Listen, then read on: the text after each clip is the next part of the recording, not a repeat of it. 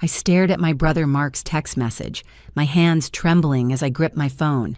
"Sold your amateur paintings for $100 each. You're welcome." The coffee mug slipped from my other hand, shattering on the kitchen floor. Those paintings weren't amateur work. They were my secret collection authenticated pieces by the reclusive artist J.M. Hartley, each worth $2 million. Mark had just sold $12 million of art for $600, and the buyers, I knew exactly who they were. Mark's betrayal started 3 months ago when our father passed away. Dad left me the old family farmhouse in rural Pennsylvania, while Mark inherited the lucrative construction business. At the reading of the will, Mark's face had turned purple with rage. "She gets the house, that dump isn't worth anything," the lawyer explained. Dad's wishes were clear. I'd spent years caring for him during his illness while Mark rarely visited. The farmhouse meant everything to me. It wasn't just property. It held 32 years of memories. Every creaking floorboard reminded me of Dad teaching me to paint in the sunroom. Each faded wallpaper strip marked another Christmas we'd celebrated together. Mark saw dollar signs where I saw home. "This is ridiculous," Mark had shouted, slamming his fist on the lawyer's mahogany desk. "I built that construction business alongside Dad for 15 years. Julia just painted pictures and made soup. How is that equal?" The lawyer, Mr. Peterson, adjusted his wire-rimmed glasses calmly. "Your father was very specific in his instructions. He valued Julia's dedication during his final years. The business is worth considerably more than the farmhouse, Mr. Walker." Mark's expression shifted then from anger to something more calculating. His wife Brittany, a bottle-blonde real estate agent who always wore too much perfume, whispered in his ear. I caught fragments, property values, and development potential. "Fine," Mark said finally, his voice artificially calm. "We'll see about this arrangement." 2 weeks after the funeral, Mark started his campaign. Phone calls at midnight demanding I reconsider. Surprise visits where he'd measure rooms and take photographs. He brought contractors to assess the property, without my permission, discussing renovation costs loud enough for me to hear. "Julia, be reasonable," he said during one visit, spreading blueprints across Dad's old dining table. "This place is falling apart. The foundation needs work, the roof leaks, and the heating system belongs in a museum. Sell it and we both win. You could buy a nice condo in the city." "This is my home," I replied firmly. "Dad wanted me to have it." His friendly mask slipped. Dad was sick. He wasn't thinking clearly. No court would uphold this joke of a will if I contested it. The threat hung between us like smoke. I knew Mark had resources I didn't. While he drove a $70,000 truck and lived in a house with 6 bedrooms, I scraped by teaching art classes at the community center. Fighting him legally would bankrupt me. 3 days later, I received formal notice. Mark was contesting the will, claiming undue influence and Dad's diminished capacity. The legal documents made my stomach churn. He wanted everything: the house, its contents, even Dad's old paintings. But during a phone conversation with Brittany present, Mark revealed the truth that changed everything. I overheard him talking to someone named Sal, his voice desperate. "I need $300,000 by next month. The business loans are in default. If I don't pay, we lose everything." The construction business, Dad's pride and legacy, was drowning in debt. Mark had been secretly mortgaging equipment, taking out loans against future projects that never materialized. He needed my farmhouse not out of greed, but out of desperation. He planned to sell it to developers for a quick million, solving his financial crisis, while leaving me homeless. "Just sign the papers, Julia," he said before leaving that night, his bravado replaced with barely concealed panic. "We can make this easy or hard. Your choice." I watched his taillights disappear down the gravel driveway, knowing this fight was far from over. Mark had inherited Dad's business acumen, but none of his integrity. Where Dad built with honor, Mark gambled with greed. The brother who once defended me from schoolyard bullies now threatened to destroy my life for profit. That night, I walked through the farmhouse, touching familiar surfaces, memorizing details. Whatever happened next, I wouldn't let Mark's financial mistakes cost me my father's final gift. This house held more than memories. It held secrets Dad had trusted only to me. While cleaning out Dad's attic, I discovered something extraordinary. Behind a false wall I'd never noticed before, 12 paintings lay wrapped in protective cloth, each one signed J.M. Hartley. My heart nearly stopped. Hartley was a legendary recluse whose works sold for millions at auction. These couldn't be real, could they? Dad's journal sat beside the paintings, covered in dust and bound with a leather strap. I opened it carefully, afraid the aged pages might crumble. His familiar handwriting filled page after page, but one entry from 1983 made me sink to the attic floor in shock. Today I saved a man's life. Found him half frozen in his overturned car during the blizzard. Brought him home and Mary nursed him back to health. Says his name is Hartley, that he's an artist. Odd fellow barely speaks, but his eyes see everything. He stayed 2 weeks painting constantly. When he left, he gave us 12 canvases. For your kindness, he said. Guard them well. They're not currency, they're trust. I researched frantically on my laptop, comparing the signatures, brushwork, and techniques to confirmed Hartley pieces. Every detail matched.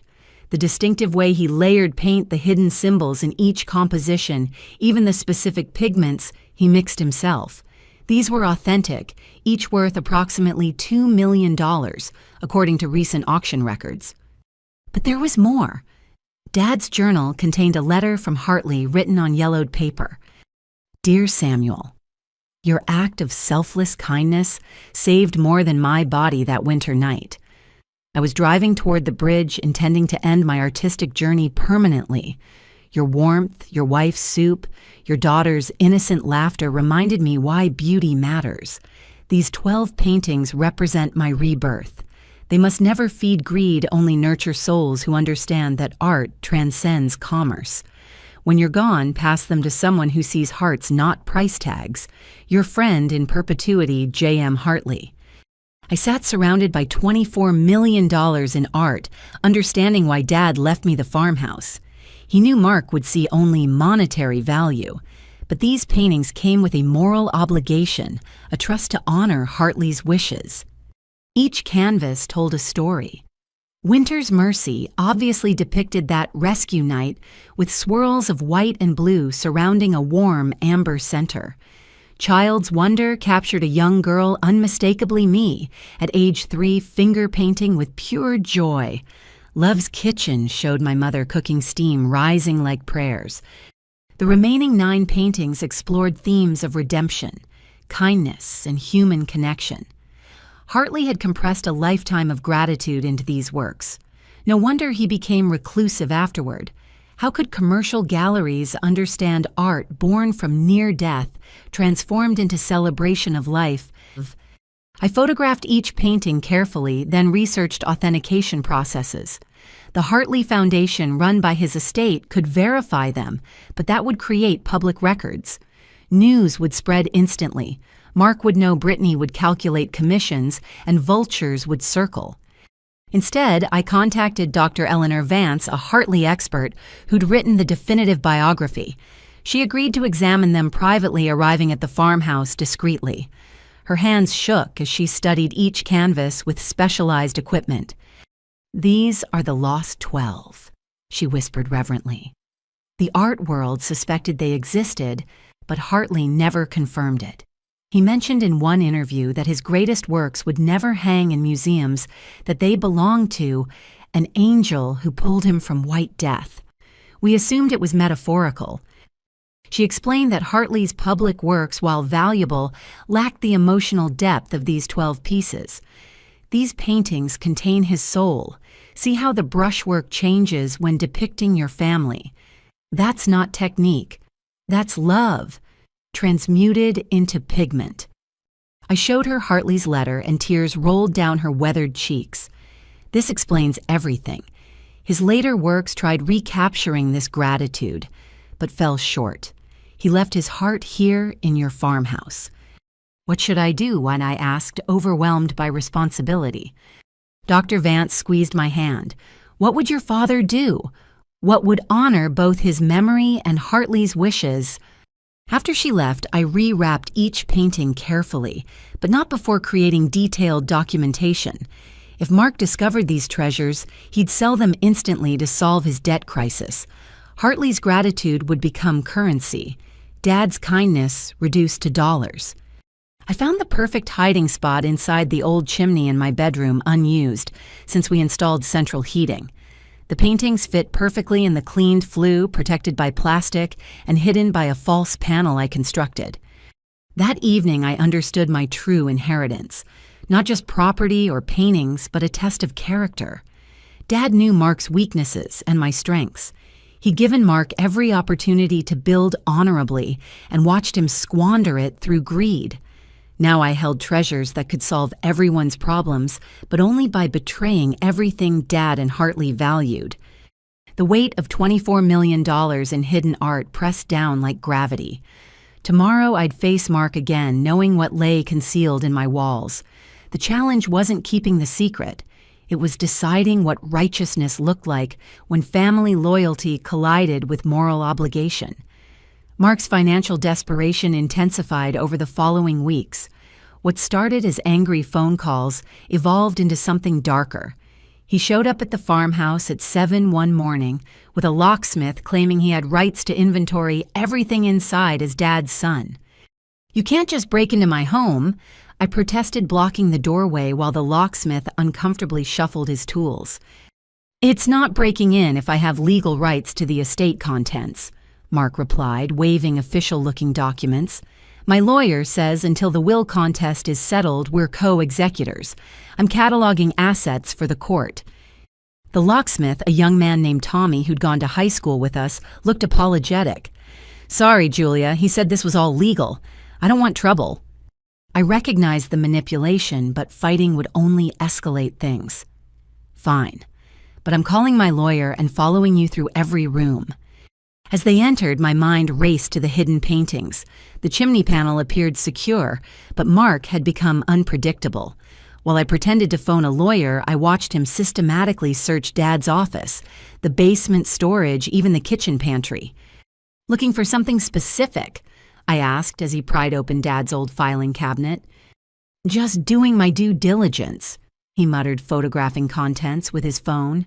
"Brittany thinks Dad might have had Bond's gold coins, something valuable hidden away. Old farmers did that." Brittany arrived an hour later in her white Mercedes, wearing a business suit despite it being Saturday. She carried a tablet and measuring tape, moving through rooms like a predator, stalking prey. "The original hardwood alone is worth $50,000, she told Mark. "And these built-in cabinets are authentic craftsmen. Developers would pay premium prices." "The house isn't for sale," I stated firmly. She smiled with practiced sweetness. "Everything's for sale at the right price, honey.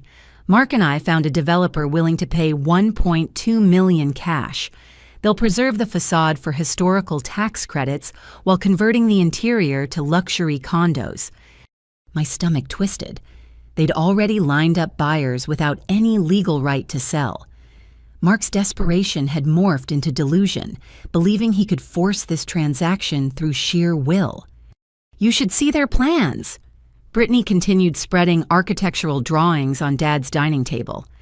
8 units each, selling for $400,000. They'll call it Hartley Farms after the road. The irony of that name made me dizzy. If they only knew actual Hartleys hung hidden mere feet away. But something else caught my attention.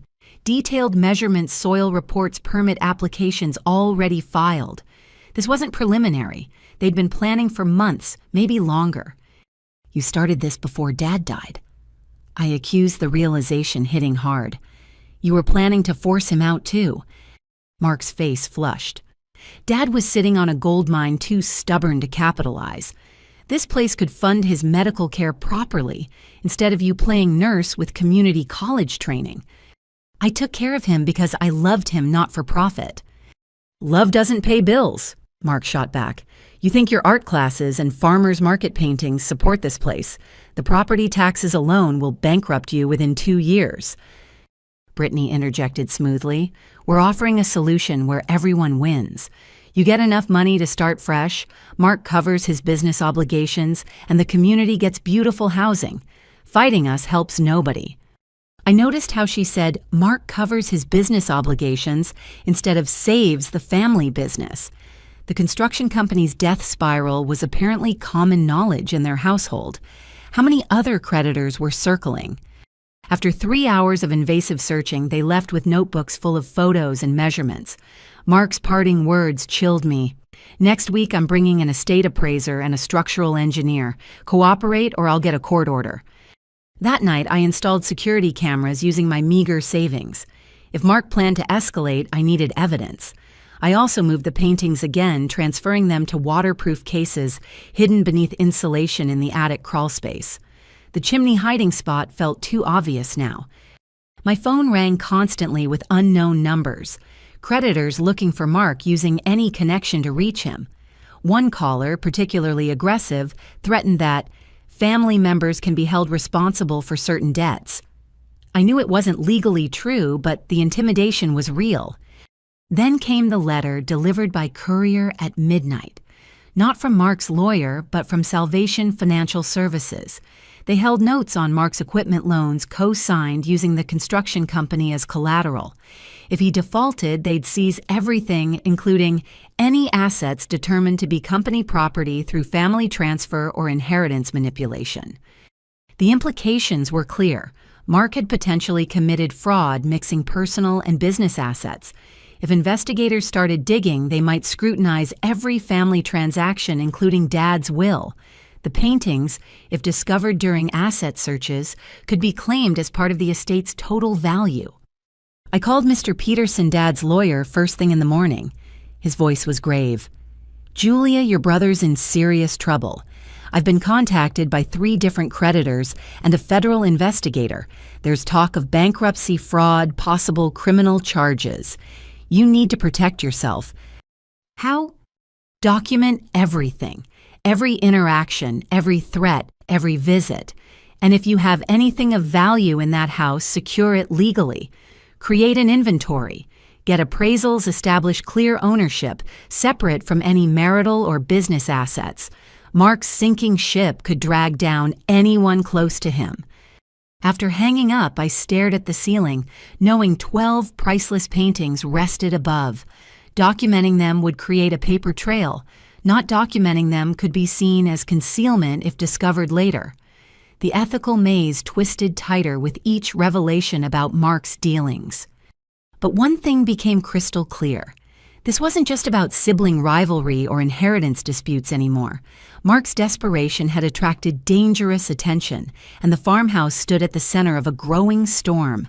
Whatever happened next, I needed to be smarter, more careful, and absolutely certain about who I could trust.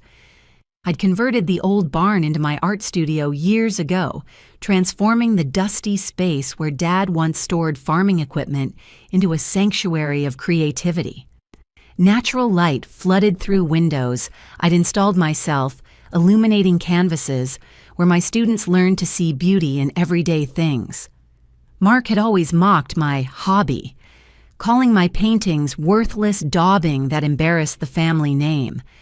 That Tuesday morning, I arrived at the studio to find the door splintered, hanging off its hinges like a broken wing.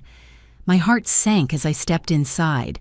Mark stood in the center of my carefully organized space, examining canvases with the cold calculation of an auctioneer.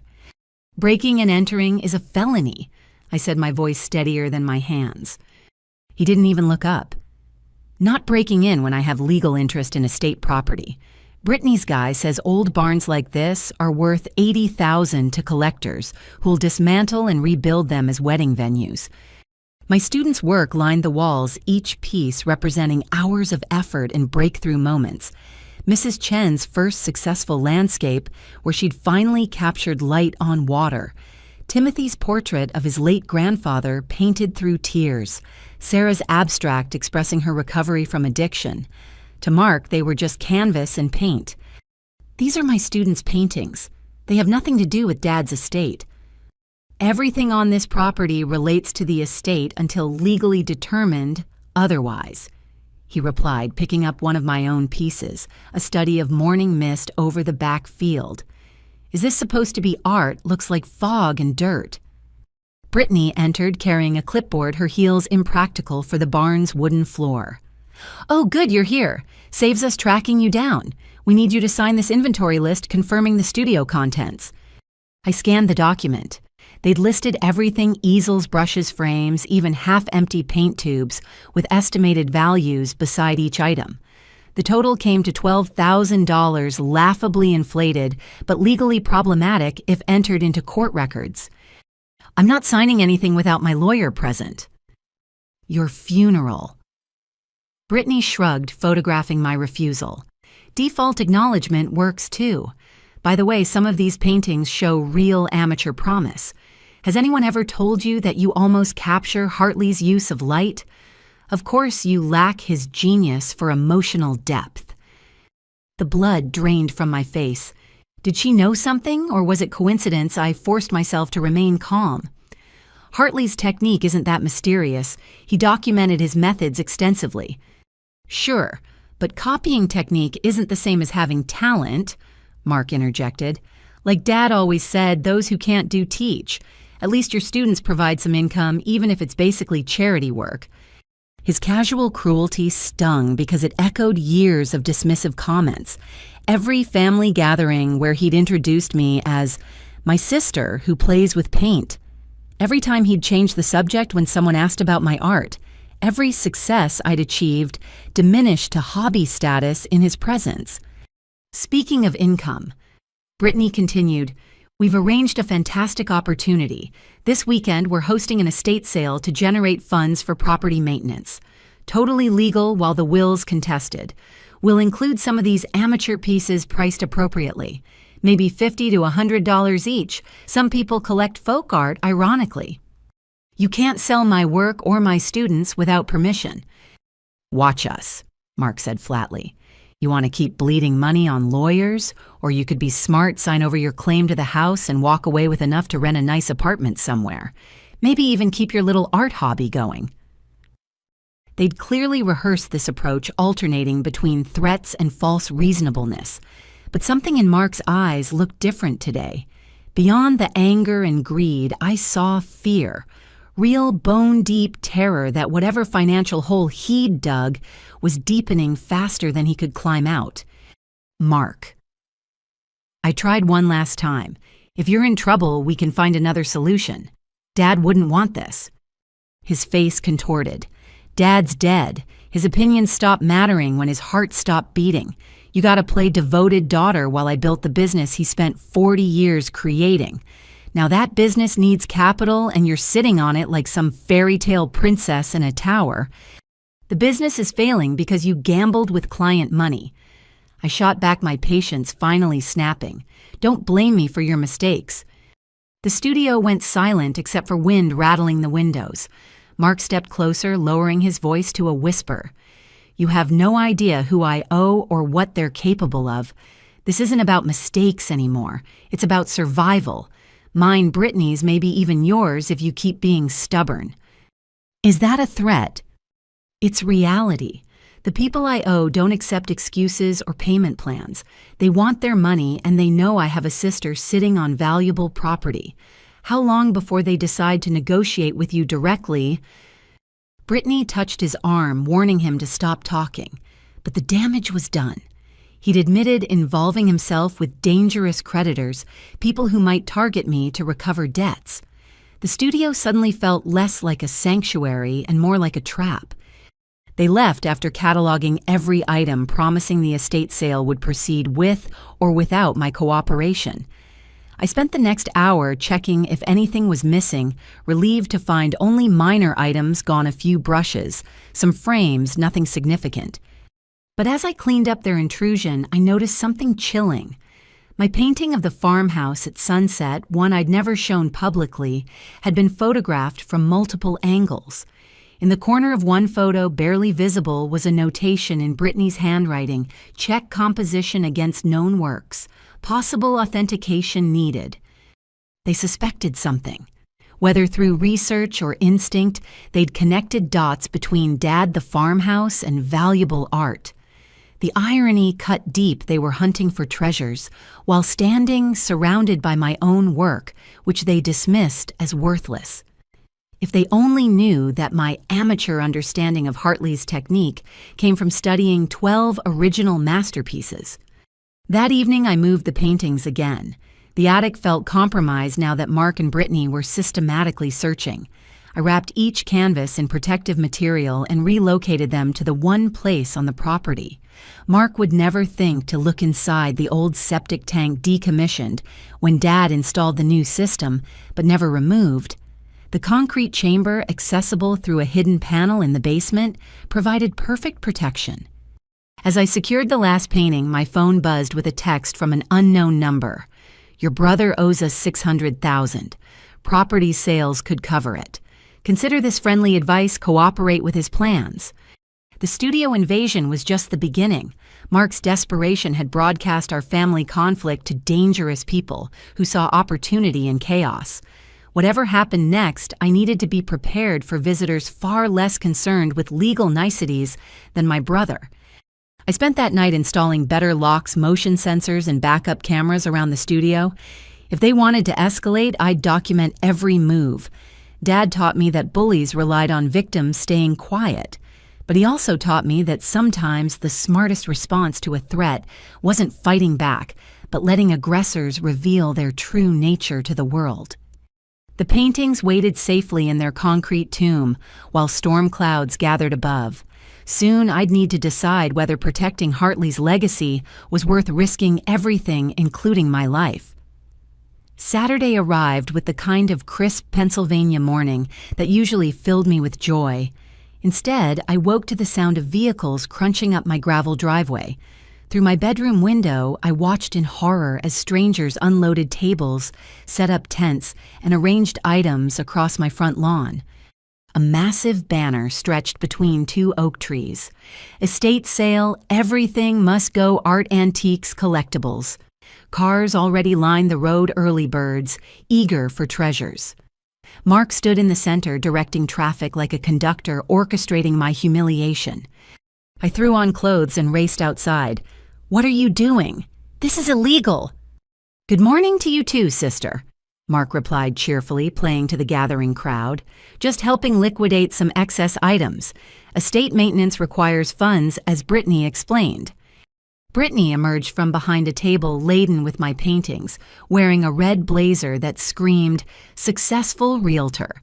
She held a megaphone which seemed excessive for a yard sale. "Welcome, everyone. We have original artwork, vintage items, and unique collectibles. Cash preferred, but we accept credit cards." My stomach lurched, seeing my paintings displayed like garage sale cast-offs. Not just my work, but pieces I'd been storing for students' frames I'd collected for future projects, even art supplies I'd bought with my own money. They'd raided the studio during the night, taking everything portable. "Those aren't estate items," I protested, grabbing for one of my canvases. Mark blocked me, his smile never wavering for the audience. "Documentation says otherwise. Besides, you should be grateful. We're pricing generously. Most of your paintings are marked at $100. That's probably more than they're worth." But Brittany insisted we show family loyalty. The crowd pressed closer, drawn by drama as much as bargains. I recognized several faces: Mrs. Patterson from the grocery store, Jim from the hardware store, neighbors who'd known our family for decades. My cheeks burned with embarrassment and rage. "Please," I tried reasoning quietly, "at least let me remove my students' work. They trusted me with those pieces." "Everything stays," Brittany announced through her megaphone. "First come, first served. Special deals for bulk purchases." I watched helplessly as people pawed through my life's work. Comments drifted over cute amateur stuff. "Might look nice in the bathroom. Think she copied this from somewhere." Each dismissal cut deeper than Mark's cruelty, because these were my neighbors, people I'd smiled at for years, reducing my passion to yard sale fodder. Then I noticed them, 3 individuals who moved differently from bargain hunters. They examined paintings with systematic precision, photographing details, checking signatures, even measuring dimensions. Well-dressed, but deliberately unremarkable, they communicated through subtle glances and positioning. One woman, Asian features with expensive but understated clothing, lingered near my landscape series. She purchased 4 pieces without haggling, paying cash from a thick envelope. As she collected her paintings, our eyes met. Something passed between us, a recognition that transcended the carnival atmosphere. She approached under the pretense of asking about commissions. Beautiful work, very reminiscent of certain classical techniques. Do you study the masters? All artists learn from those who came before, I replied carefully. Indeed, some influences are more valuable than others. She pressed a business card into my hand discreetly. I collect pieces with interesting provenance. We should discuss your artistic journey, privately. The card read Detective Sarah Chen Art Crimes Division. My blood turned to ice water. She'd written a number on the back different from the official one printed on front. Before I could respond, Brittany's voice boomed. Attention, special announcement. We have several paintings by the estate owner's daughter, Julia Walker. She studied various techniques, including some inspired by famous artists. Own a piece potentially influenced by greatness. The implication hung heavy. She was suggesting my work might have more value than appearance suggested, baiting specific buyers. I watched the other 2 suspicious individuals perk up at this announcement, moving toward my paintings with renewed interest. Mark appeared at my elbow, his breath hot with coffee and desperation. Surprising who shows up at these things. That Asian lady bought 4 of your pieces. Cash only, no questions. Makes you wonder what she knows that we don't. She appreciates art, I said flatly. Or she appreciates something else. Brittany's been researching, you know. Funny how much your technique resembles certain valuable styles, almost like you had special access to study materials. The threat was subtle but clear. They suspected I had something valuable, something connected to artistic techniques worth studying.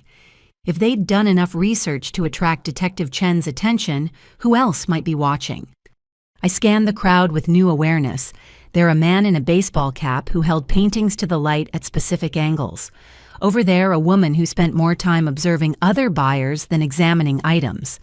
The yard sale had become a hunting ground, but I wasn't sure who was hunting whom. "Excuse me," a soft voice interrupted.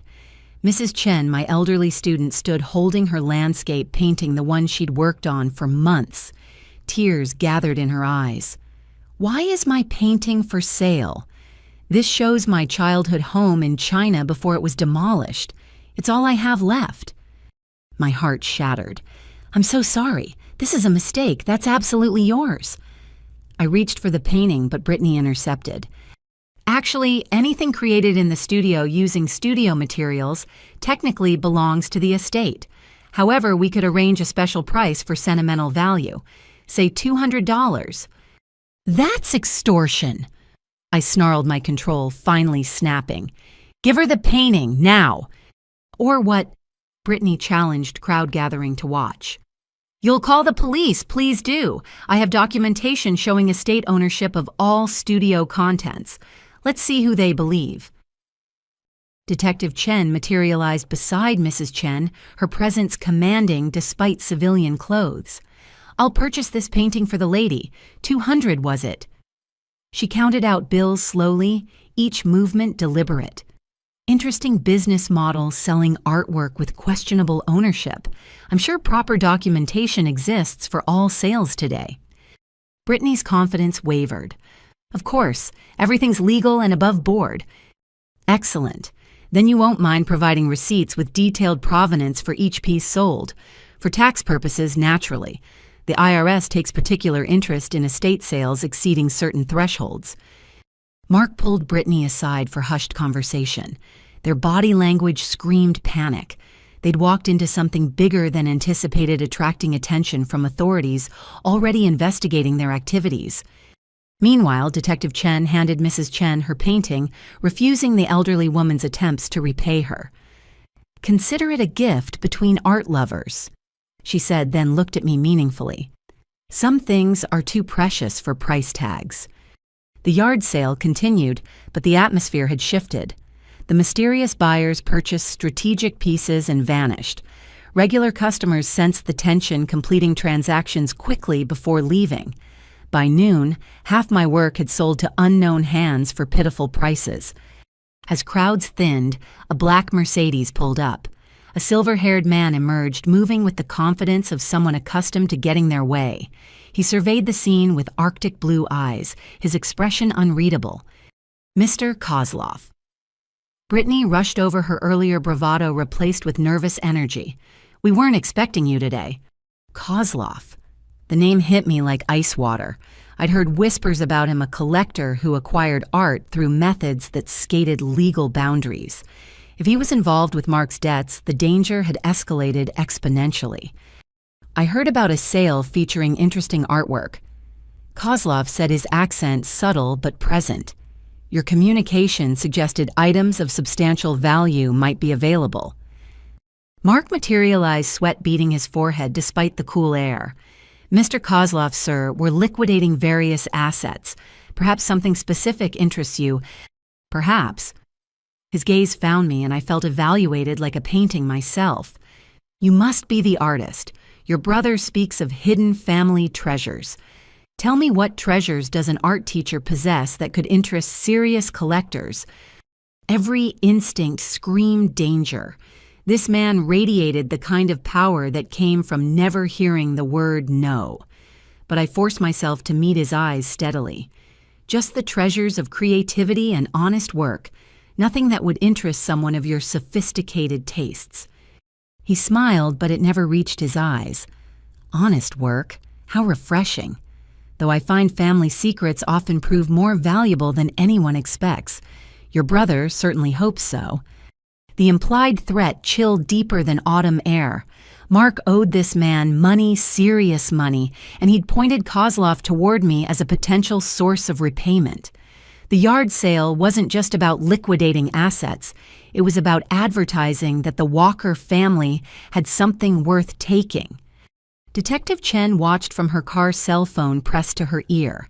The other mysterious buyers had vanished, but I sensed they remained close, waiting to see how this played out. My simple life-teaching art had become a chess game with dangerous players, and I didn't even know all the rules. As Kozlov examined the remaining paintings with clinical detachment, I realized the true disaster of this yard sale. It wasn't the loss of my artwork or the public humiliation. It was the signal sent to predators that something valuable existed here, something worth the attention of art crime investigators and international collectors alike. The paintings hidden in the septic tank seemed to pulse with radioactive danger. How long before someone connected enough dots to guess at their existence? How long before Mark's desperation led him to more dramatic measures? "Interesting technique," Kozlov murmured, studying one of my landscapes. "Almost familiar, yet not quite. Tell me, Miss Walker, where did you study?" "Community college and life experience," I answered truthfully. "Life experience." He savored the words. "Yes, I believe you've experienced more than you reveal. We should talk again soon after your brother and I conclude our business."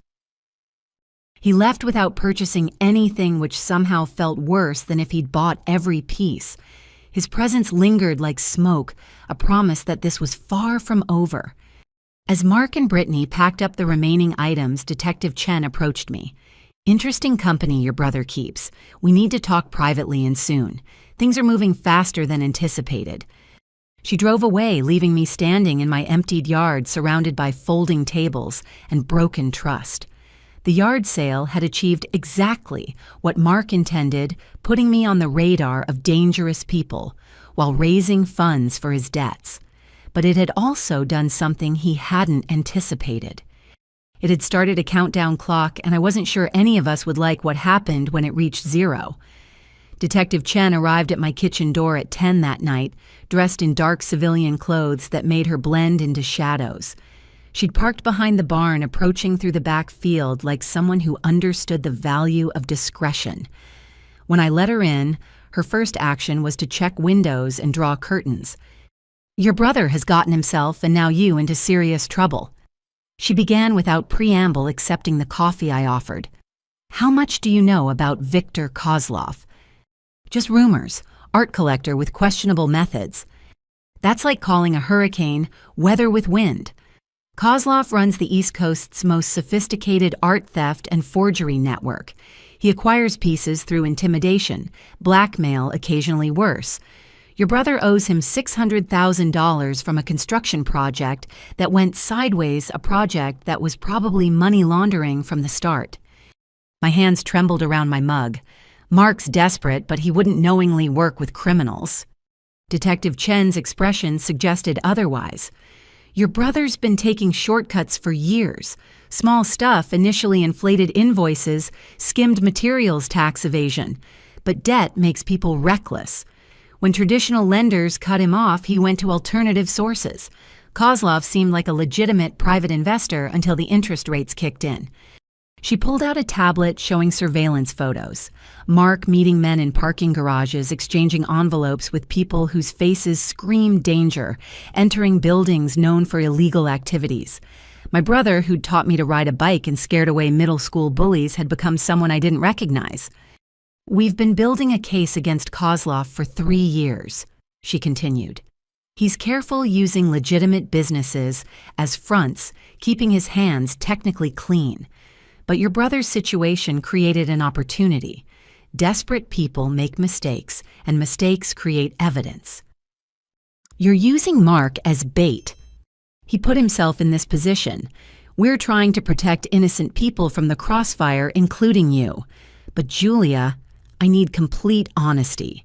The buyers at that yard sale weren't random.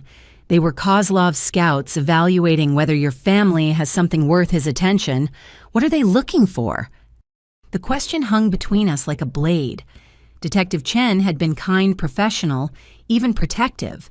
But she was still law enforcement, and the 12 paintings hidden below us existed in legal gray area.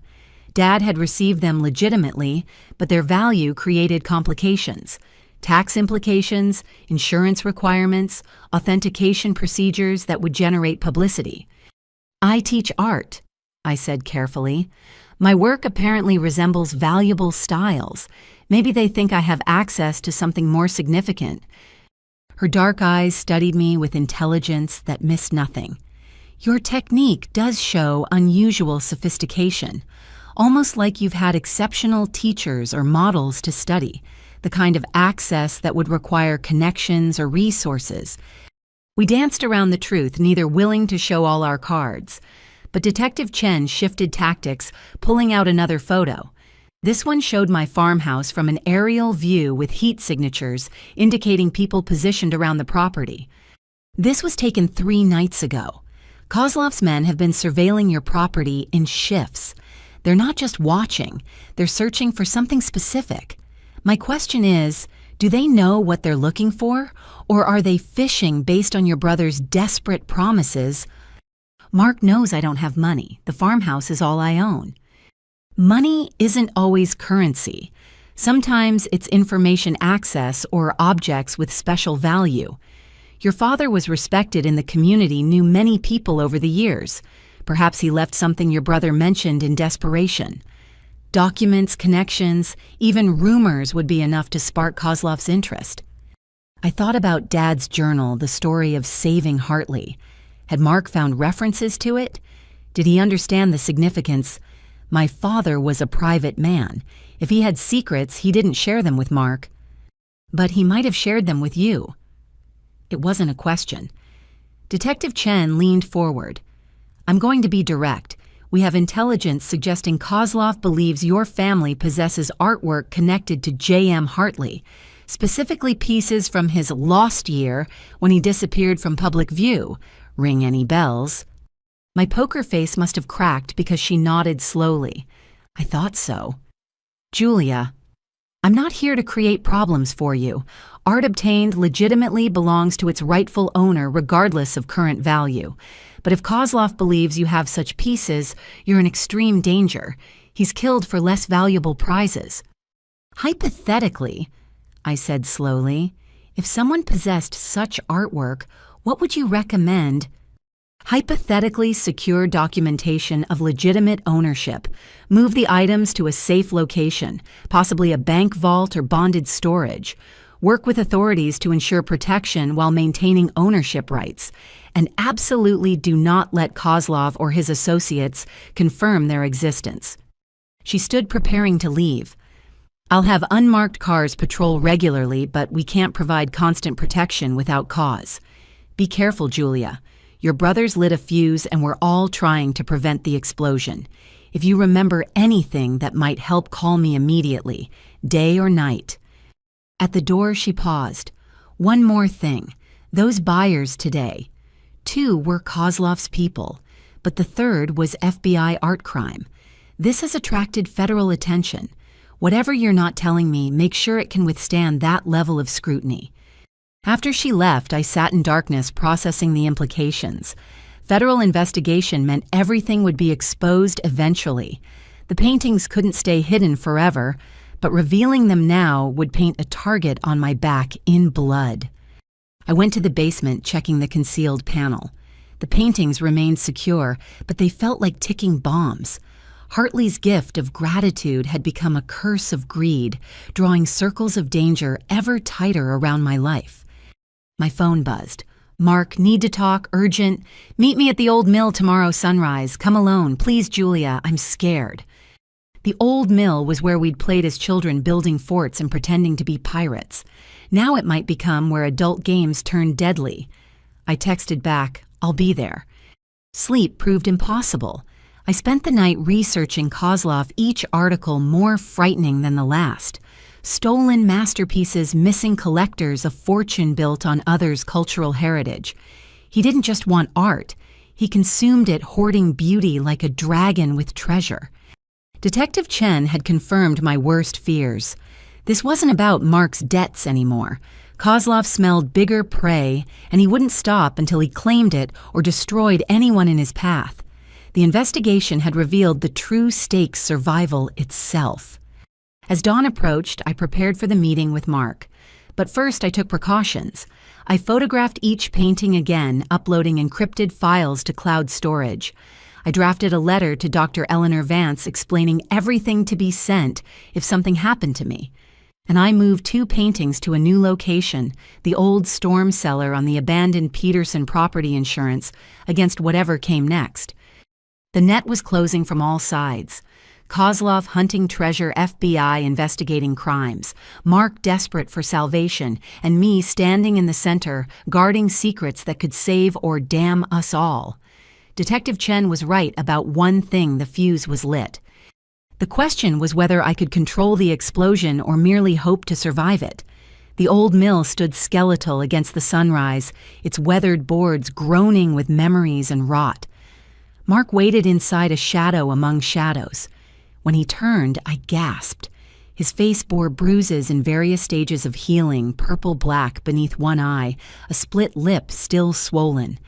The confident brother who'd orchestrated yesterday's yard sale had vanished, replaced by someone haunted. "They did this after the sale," he said without greeting. Said I wasted their time with amateur paintings and kitchen junk.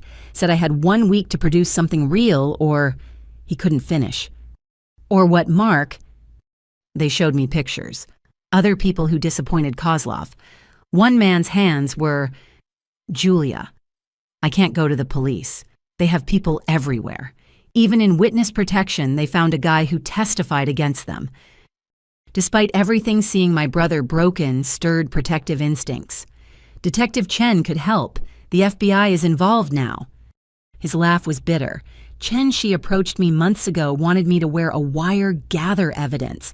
I refused because I thought I could handle it myself. Now it's too late. Kozlov knows about the investigation. He has sources. Is that why you've been pushing so hard about the farmhouse? Mark slumped against a wooden beam. Initially, yes. I thought selling it would cover my debts. But then Brittany found something. Dad's old insurance records listing artworks with a combined value notation. No details, just a number that seemed impossible. She researched, made connections, realized Dad might have known Hartley during his lost year. My heart hammered, but I kept my expression neutral.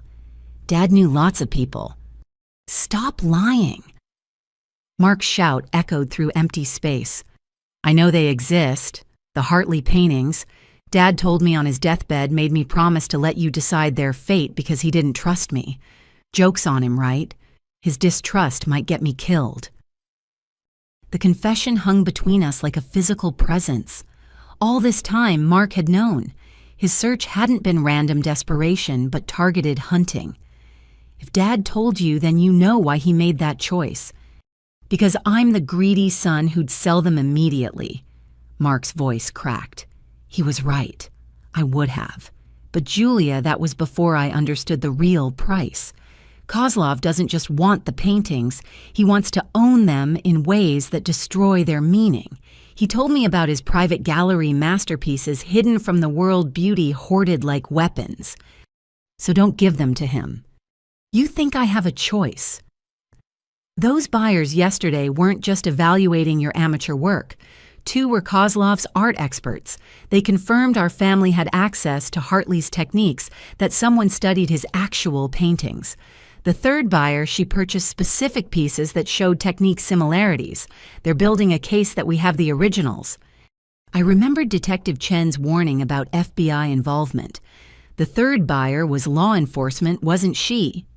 Mark nodded miserably. Agent Sarah Kim. She's been tracking Kozlov's network, noticed his sudden interest in our family. Now the FBI's watching us too, waiting to see what surfaces. We're trapped between criminals and cops, and both sides want the same thing. What do you want me to do, Mark? He moved closer, desperation radiating like fever. Give me one painting, just one. I'll tell Kozlov it's all we have, that Dad sold the others years ago.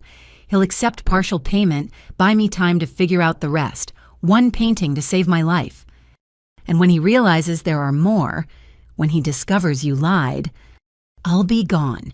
Brittany and I will disappear, start over somewhere. Please, Julia, I know I've been terrible, but I'm your brother.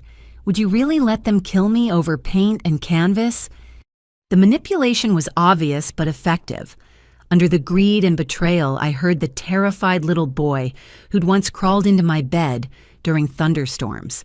But I also remembered Hartley's letter, his trust that these paintings would never feed greed. I can't, I whispered. They're not mine to give. Mark's face transformed fear replaced by rage. Not yours. You're sitting on $24 million while I face torture and death, and you're worried about ownership philosophy. It's not about ownership. It's about honoring trust. Dad saved Hartley's life, and those paintings represent gratitude that can't be sold. Would you want someone to auction off your children's drawings? Your wedding rings? Some things have value beyond money. Pretty words won't stop Kozlov from breaking my bones one by one. Then run. Take Brittany and disappear now. I'll help with money for travel new identities. With what money you're teaching salary? Mark laughed bitterly. You don't understand. Kozlov has resources we can't imagine. He owns judges, customs officials, entire police departments in some countries. Running means dying tired. My phone vibrated. Detective Chen, urgent. Kozlov's men are mobilizing. Whatever your brother promised them, they're coming to collect. Get somewhere safe. We need to go, I told Mark, now. But he grabbed my arm, his grip painful. Not until you agree to help. One painting, Julia. Choose my life or your principles. Let go, Mark. You're hurting me. Hurt you don't know hurt, but you will when Kozlov realizes you have what he wants. He'll start with fingers asking about each painting's location. Then he'll get creative. I've seen the photos of his interrogation methods. A car engine echoed outside. We both froze, recognizing the sound of expensive German engineering approaching the isolated mill. Mark's face went white. They followed me. Oh God, they followed me. Back exit, I hissed, pulling him toward the mill's rear door. But silhouettes already blocked that route. 3 men entered with the casual confidence of predators who'd cornered prey. The leader, tall with dead eyes, smiled at our trapped expressions. Mr. Walker, Ms. Walker, Mr. Kozlov requests the pleasure of your company. He believes it's time for honest conversation about family treasures. Mark tried bravado. I told you I'm working on getting them. My sister's being difficult. The tall man backhanded Mark, casually sending him sprawling. Mr. Kozlov dislikes excuses. He prefers results. Your sister will provide them or will explore alternative motivations. They had guns, though none were drawn. The threat lived in their posture, their certainty that violence was just another tool. I helped Mark stand tasting copper fear. I don't know what you think we have, I said steadily, but you're mistaken. We're a farm family with debts and old furniture. Nothing worth this drama. The tall man studied me with reptilian patience. Lies Ms. Walker. Your family possesses 12 paintings by J.M. Hartley from his lost year. Your father received them in 1983. They're worth approximately $2 million each at auction, though Mr. Kozlov values them differently. He appreciates their rarity. My blood turned to ice. They knew everything, the exact number, the date, even the value. Someone had talked, but who Mark looked as shocked as I felt, suggesting his desperate promises had been general, not specific. Surprising information, yes, the man continued. Mr. Kozlov employs excellent researchers. Old insurance documents, estate planning papers filed decades ago, even testimonies from people who knew your father. Secrets rarely stay buried forever. They herded us toward their vehicle, a black SUV with tinted windows. I memorized the license plate, though doubted it would matter. As we approached, another car screeched into the mill's lot. Detective Chen emerged with her weapon drawn, followed by 2 other officers. Federal agents, nobody move. The moment froze, then exploded. Kozlov's men reached for weapons while Mark and I dropped instinctively. Gunfire erupted, sharp cracks echoing across morning air. I crawled toward the mill's foundation, dragging Mark with me as bullets sparked off metal and wood. The firefight lasted seconds but felt like hours. When silence fell, one of Kozlov's men lay still while the other 2 were face down in dirt, Chen's team securing them with zip ties. The tall man bled from a shoulder wound but remained conscious, his dead eyes now showing pain. "You okay?" Chen asked, helping us stand. Her vest showed impact marks where bullets had struck. "How did you know?" I gasped. "We've been tracking their vehicles since yesterday. When they mobilized this morning, we followed. Good thing, too. Kozlov's getting desperate enough for daylight kidnapping." Mark hadn't spoken since the shooting started. He stared at the blood, the weapons, the reality of what his debts had unleashed. "This is really happening," he whispered. "People are dying over paintings." Chen's expression held no sympathy. "People die over far less, Mr. Walker. Your greed opened this door. Now we all have to deal with what walked through." Ambulances arrived, followed by more federal vehicles. The mill became a crime scene yellow tape, marking where our childhood playground had become a battleground. They took Mark for questioning and protection while Chen drove me to a safe house. "This escalates everything," she explained en route. "Kozlov will claim his men acted independently, but we've got them on attempted kidnapping assault with deadly weapons conspiracy. He'll need those paintings more than ever now to fund his legal defense. You're not safe anywhere he can reach." The safe house was a modest apartment in a complex filled with commuter families.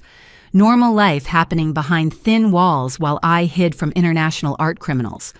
Chen stationed agents outside and gave me a panic button.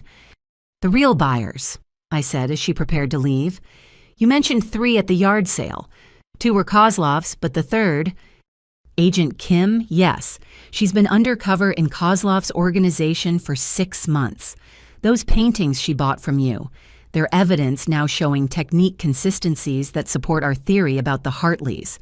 Julia, it's time to tell us where they are. We can protect them and you, but only if you trust us. Ifi." Trust.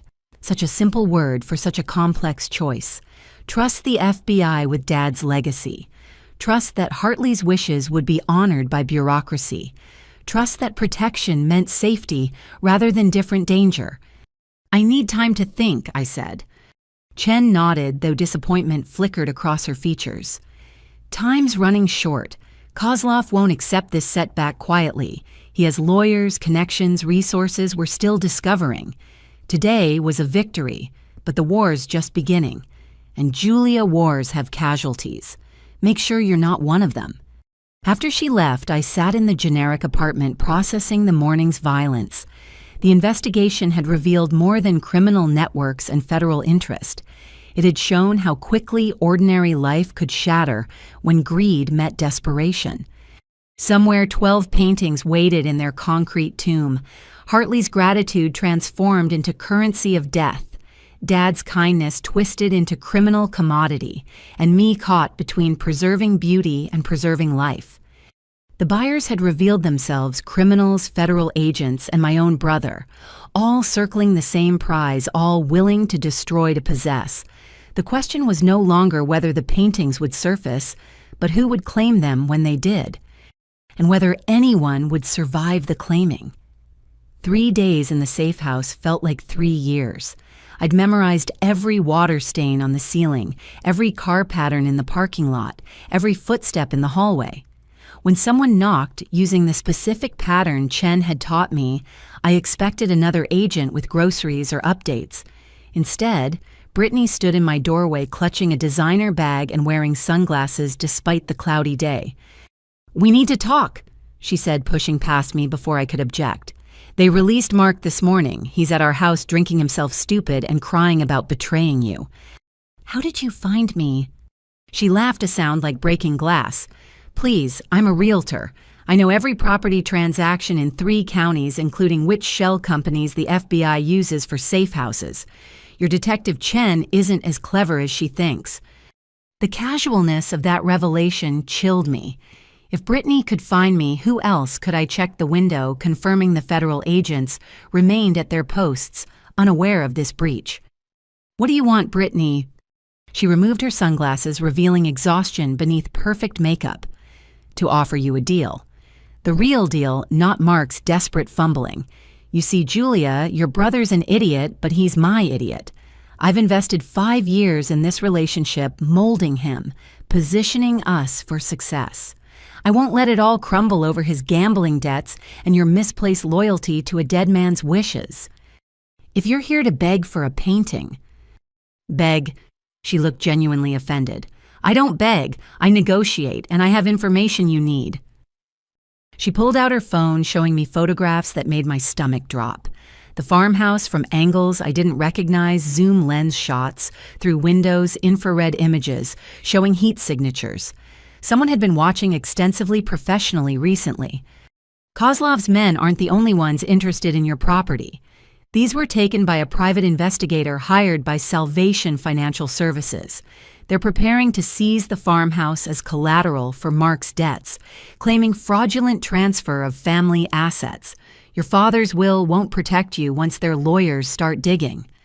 The house was Dad's to give. Was it Mark's name appears on several improvement permits over the years. He invested company money into renovations, mixing personal and business assets. Legally messy, exactly what aggressive creditors exploit. But I can make it go away. I studied her, seeing past the real estate shark persona for the first time. Brittany wasn't just protecting Mark, she was protecting her own interests. "What's your price?" "1 painting, but not for Kozlov. For us. Mark and I disappear with it, start fresh somewhere without extradition treaties. We sell it privately, live quietly, never bother you again. In exchange, I give you every document proving sole ownership of the farmhouse, plus information about who's really pulling strings. You're assuming I have paintings to trade." Her smile turned predatory. "Stop playing dumb, Julia. I've done my homework. Your father saved Hartley during the blizzard of '83.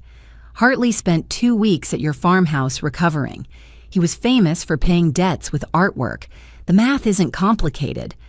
She opened her bag, pulling out a thick folder. "Copies of your father's insurance policies, listing 12 artworks with special riders.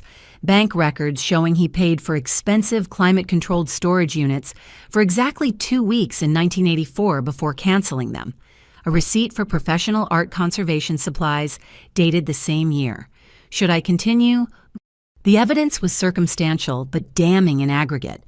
Brittany had assembled a careful case, the kind prosecutors use to establish patterns. Impressive research. I'm thorough.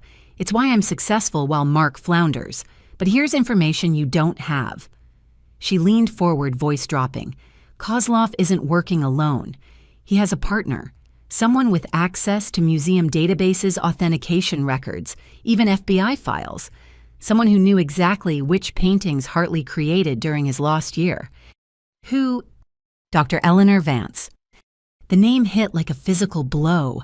The Hartley expert who'd authenticated the paintings privately, who'd cried over their beauty, who'd urged me to honor both Dad's and Hartley's wishes. You're lying. Am I who else knew about the paintings' existence? Who had access to compare them against museum pieces? Who could provide Kozlov with exact details about what to hunt? Vance has been feeding him information for years, helping target private collections. She authenticates publicly while marking treasures for theft privately. My mind raced, reviewing every interaction with Dr. Vance, her immediate willingness to come privately, her emotional response that had seemed so genuine, her specific knowledge about the Lost 12 that even other experts only speculated about. Brittany produced more photos. Vance meeting with well-dressed men in hotel lobbies. Vance entering buildings owned by Kozlov's shell companies. Vance's bank records showing large deposits after mysterious private consultations. She played you perfectly, Brittany continued. The respected expert moved to tears by artistic beauty, encouraging you to protect the paintings while knowing Kozlov would eventually claim them. She probably photographed every detail during her visit, creating a shopping list for international criminals. Rage and betrayal warred in my chest. If true, Dr. Vance had violated everything she claimed to represent. Trust, scholarship, preservation of cultural heritage, all lies covering greed. Even if you're right, that doesn't mean I'll trade with you. Really, let me paint you a picture of your future without my help. Brittany's voice turned clinical. Kozlov regroups posts bail for his men, launches legal attacks while planning illegal ones. The farmhouse gets seized by creditors. The FBI presses harder, maybe charges you with obstruction for hiding the paintings. Meanwhile, Vance provides Kozlov with every detail about the artworks, making them impossible to move or sell legitimately. You end up with nothing, no home, no paintings, no life. Or you trade one painting for freedom. I handle the creditors, provide evidence about Vance to the FBI, help you secure the remaining 11 paintings properly. You keep your home, protect most of Hartley's legacy, and gain powerful allies. Mark and I vanish forever. Everyone wins except Kozlov and his corrupt expert. She made it sound reasonable, even noble. But I heard the calculation beneath her words. Brittany would sacrifice anyone for profit, including the husband she claimed to protect. You'd sell out Dr. Vance in a heartbeat. She chose to betray everything she stood for. Consequences follow choices. Like Mark chose to gamble with dangerous people. Her expression hardened. Mark's weak, always has been. But he's my weakness, and I protect what's mine. Help me save him from himself, and I'll help you save what matters to you. I need proof about Vance. Real evidence, not photographs that could mean anything. Brittany smiled like a chess player moving toward checkmate. She pulled out a small recorder. From her meeting with Kozlov's lieutenant yesterday. Listen. Dr. Vance's cultured voice filled the room. The paintings are extraordinary, worth far more than market value to certain collectors. The girl trusts me. Give me another week and I'll have their exact location. A man's voice responded, Mr. Kozlov grows impatient. Perhaps direct action would be faster. And risk damaging them. Number Julia will reveal their location voluntarily once she believes she's protecting them. I'll suggest moving them to a secure facility that you control. Patient corruption yields better results than crude force. I stopped the recording, nausea rolling through me. Every word dripped with betrayal. The woman I'd trusted with authentication had been marking the paintings for theft from the moment she saw them. Convinced? Brittany asked. How did you get this? I've been recording everyone involved in this mess for months. Insurance, you understand. Mark's not the only one who makes stupid choices when desperate, but I prepare for contingencies, including recording me right now. She shrugged, unashamed. Probably. Trust but verify, as they say. So do we have a deal? I thought about the paintings hidden beneath concrete and dirt. 12 masterpieces representing gratitude, kindness, and the transformative power of human connection. Could I trade one to save the others? Would Hartley understand choosing pragmatism over idealism? I need time. Time's up, Julia. Kozlov posts bail tomorrow. Vance is meeting with authentication boards to establish provenance for when the paintings surface. The creditors file seizure papers by week's end. Choose now or lose everything by default. The pressure felt physical, crushing possibilities into binary choices. But something in Brittany's eagerness warned me. She'd revealed too much, pushed too hard. Desperate people make mistakes, and desperation radiated from her designer clothes. Why are you really here, Brittany? What aren't you telling me? Her mask slipped for just a moment. Fear flickered across her features before vanishing behind practiced confidence. I told you. Protecting my investment in Mark. No, there's more. You're scared of something specific. She stood abruptly, gathering her materials. Think about my offer. You have 24 hours before I explore other options. And Julia, check your father's workshop. Sometimes the best hiding places are the most obvious ones. The cryptic comment hung in the air after she left. I watched through the window as she walked to her Mercedes, noting how she checked her surroundings constantly, how her hands shook slightly as she unlocked the door. Brittany was running from something or someone. Her betrayal went deeper than selling information or trading paintings. She'd put herself in the crossfire between criminals and law enforcement, playing every angle until angles became nooses. I called Detective Chen, immediately reporting the visit. Her response was terse. We're compromised, pack nothing. Someone's coming for you in 10 minutes. Gray sedan, Agent Martinez driving. Get in quickly. 10 minutes later, I was speeding toward a new location, watching the city blur past. Brittany's betrayal had exposed more than Dr. Vance's corruption. It had revealed how deeply the rot spread, how many people would sacrifice integrity for profit. But her final words echoed. Dad's workshop, where he'd built furniture and fixed engines, and taught me that honest work meant more than easy money. What had he hidden in plain sight? The paintings waited in their concrete tomb, while conspiracies circled above. Everyone wanted them, criminals for profit, investigators for evidence, experts for fame, family for salvation. But what did the paintings want? Maybe that was the question I should have been asking all along. Not what people could take from art, but what art demanded from people. Hartley had painted gratitude. Dad had preserved trust. Now I had to decide what brushstroke I'd add to their canvas of choices. The gray sedan turned into an industrial district, anonymous buildings hiding anonymous lives. Somewhere behind us, Brittany played her dangerous games. Dr. Vance wove her webs of expertise and betrayal. Kozlov counted money and bodies with equal dispassion. Mark drowned in whiskey and regret. And I carried the weight of 12 paintings that refused to be mere property, demanding instead to be testimonies of human grace in a graceless world. The industrial safe house felt like a tomb, all concrete walls and fluorescent lights that hummed with electric anxiety. I'd been there 12 hours when my phone rang at 3 a.m. Mark's number, but the voice that spoke wasn't his. Julia. The word came out broken wet with tears and terror. They have me. Oh God, they have me. Mark, where are you? I don't know. They came to the house. Brittany. She set me up, told them I'd be alone. Said she was getting the painting from you, but she just vanished. They want the paintings, Julia. All 12. They know everything. A different voice took the phone, cultured and cold. Kozlov himself.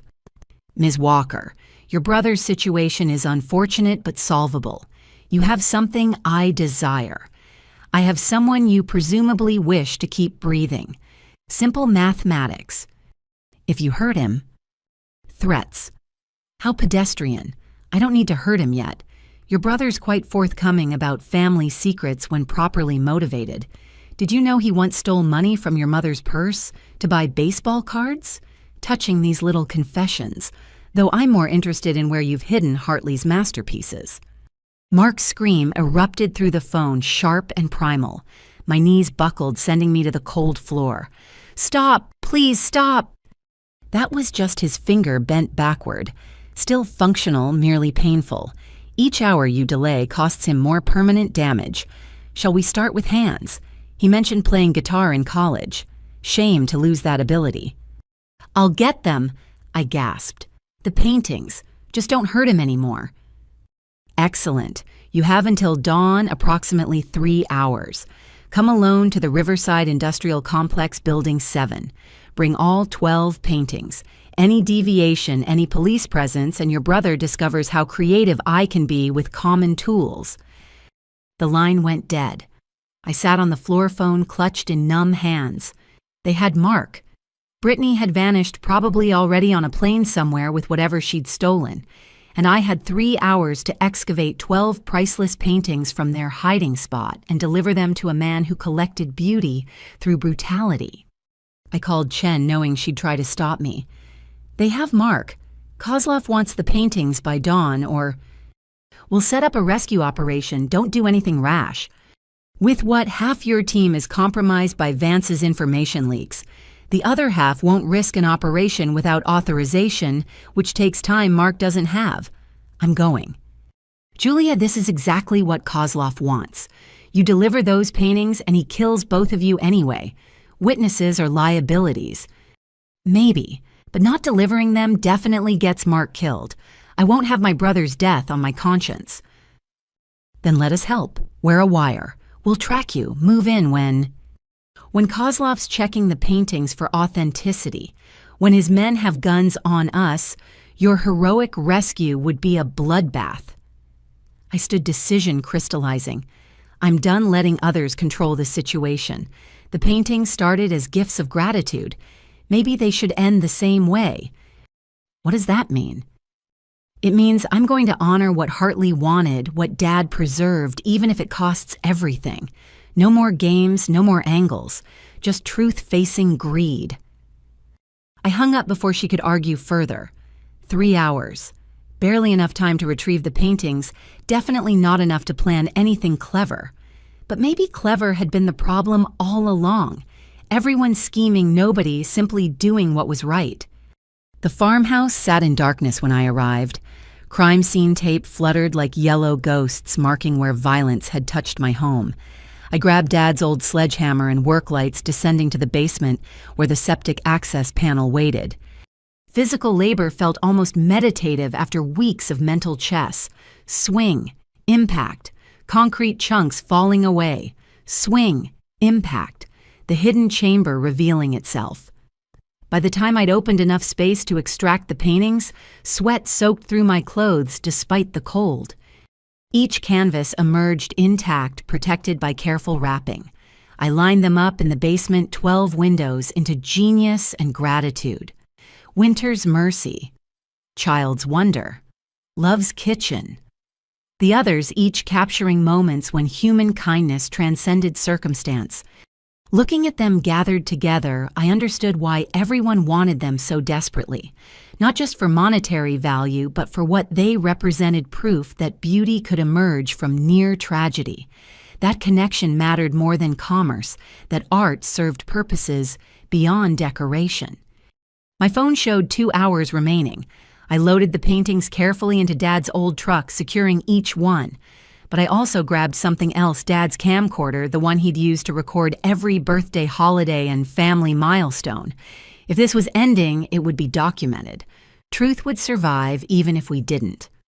The drive to Riverside Industrial Complex passed in a blur of empty streets and red lights I barely acknowledged. Each mile brought Mark's screams back, pushed me faster. Whatever Brittany's betrayal had unleashed, whatever Vance's corruption had enabled, whatever Kozlov's greed demanded, it all centered on these 12 canvases and the two siblings caught in their gravity. Building 7 loomed against pre-dawn darkness, all broken windows and rust-eaten metal. Cars waited outside expensive foreign models that looked obscene against industrial decay. I activated the camcorder with a dashboard mount and began unloading paintings. Leave them. Kozlov emerged from shadows flanked by men whose suits couldn't hide the weapons beneath. We'll handle transport. You're early, eager to save your brother. Where is he? Inside, waiting. Relatively intact, though his attitude required adjustment. Shall we complete our transaction? I followed him into the building, each footstep echoing. The interior had been cleared recently, dust patterns showing where equipment once stood. In the center, under harsh portable lights, Mark sat tied to a metal chair. His face was swollen, dried blood crusting beneath his nose, but his eyes were alive, finding mine with desperate hope. "Julia," he croaked. "I'm sorry, so sorry." "Touching," Kozlov interrupted. "Now the paintings. My expert will verify authenticity." Expert. But I knew before she entered. Dr. Eleanor Vance, dressed impeccably despite the early hour, carrying authentication equipment like holy relics. "Julia," she said calmly, as if we were meeting for tea, "I know this seems like betrayal, but you must understand.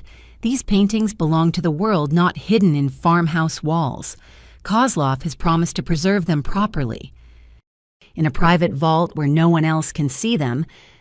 She had the grace to look uncomfortable. "Compromises are necessary. At least they'll survive. Unlike the people you've betrayed to acquire them, drama doesn't become you." She moved to the first painting, beginning her examination. "Let's complete this professionally." I watched her work, this woman I'd trusted with authentication, now authenticating my family's destruction. Each painting passed her scrutiny. Genuine Hartleys worth millions. Kozlov's satisfaction grew with each confirmation, his men relaxing as payday approached. 11 paintings verified, Vance announced finally. "Where's the 12th? Everyone turned to me. I'd arranged only 11 canvases, keeping Winter's Mercy hidden. "That one stays with me." Kozlov's pleasant mask vanished. "We agreed on 12. "You demanded 12. I'm offering 11. More than enough to cover whatever debt you imagine exists. The last painting has personal significance. It shows my father saving Hartley's life. That story stays in our family." "You're hardly in a position to negotiate." He gestured, and one of his men pressed a gun to Mark's temple. 12 paintings or your brother dies." Mark found his voice stronger than I'd expected. "Don't do it, Julia. I made these choices. Don't let them take everything." The gunman hit him, splitting his lip fresh. I stepped forward instinctively, but other weapons swung my way. Kozlov smiled at the dynamics, a puppet master enjoying his strings. Family loyalty. So predictable. "Dr. Vance, would you retrieve the final painting from her vehicle?" But something shifted in Vance's expression as she looked at the 11 authenticated masterpieces. "Actually, Victor 11 Hartleys should more than satisfy your needs." The girl's right. Some stories deserve preservation beyond private vaults. "I don't pay you for philosophy, Eleanor. Get the painting." "No." She stepped away from him, closer to me. "I've authenticated dozens of stolen masterpieces for you, watched cultural heritage disappear into darkness. But these paintings, they're different. They represent human kindness without calculation. Maybe it's time I remembered why I became an art historian." Kozlov's face darkened. "You choose poorly, Doctor, both of you." The building's main door crashed open. Not law enforcement, but Brittany, wild-eyed and carrying a gas can. "Everyone stop moving or I burn it all down." She sloshed gasoline across the floor, the fumes immediately overwhelming. In her other hand, she held a lighter thumb poised on the striker. Madness or desperation had driven her to this final gambit. "Brittany." Mark gasped. "What are you doing?" Saving you, you idiot, like always. Kozlov was never going to let us live. None of us. We know too much, have seen too much. But if the paintings burn, if everything burns, maybe we get out in the chaos. You'll destroy priceless art. Vance stepped toward the paintings protectively. Priceless to who? Brittany laughed hysterically. They're canvas and paint. We're flesh and blood. Choose which matters more. The standoff crystallized. Kozlov's men aimed at Brittany, but firing might ignite the gasoline. Brittany's lighter wavered desperation, making her unstable. Vance stood between everyone in the paintings, her betrayal transformed into protection. Mark bled in his chair while I calculated distances and possibilities.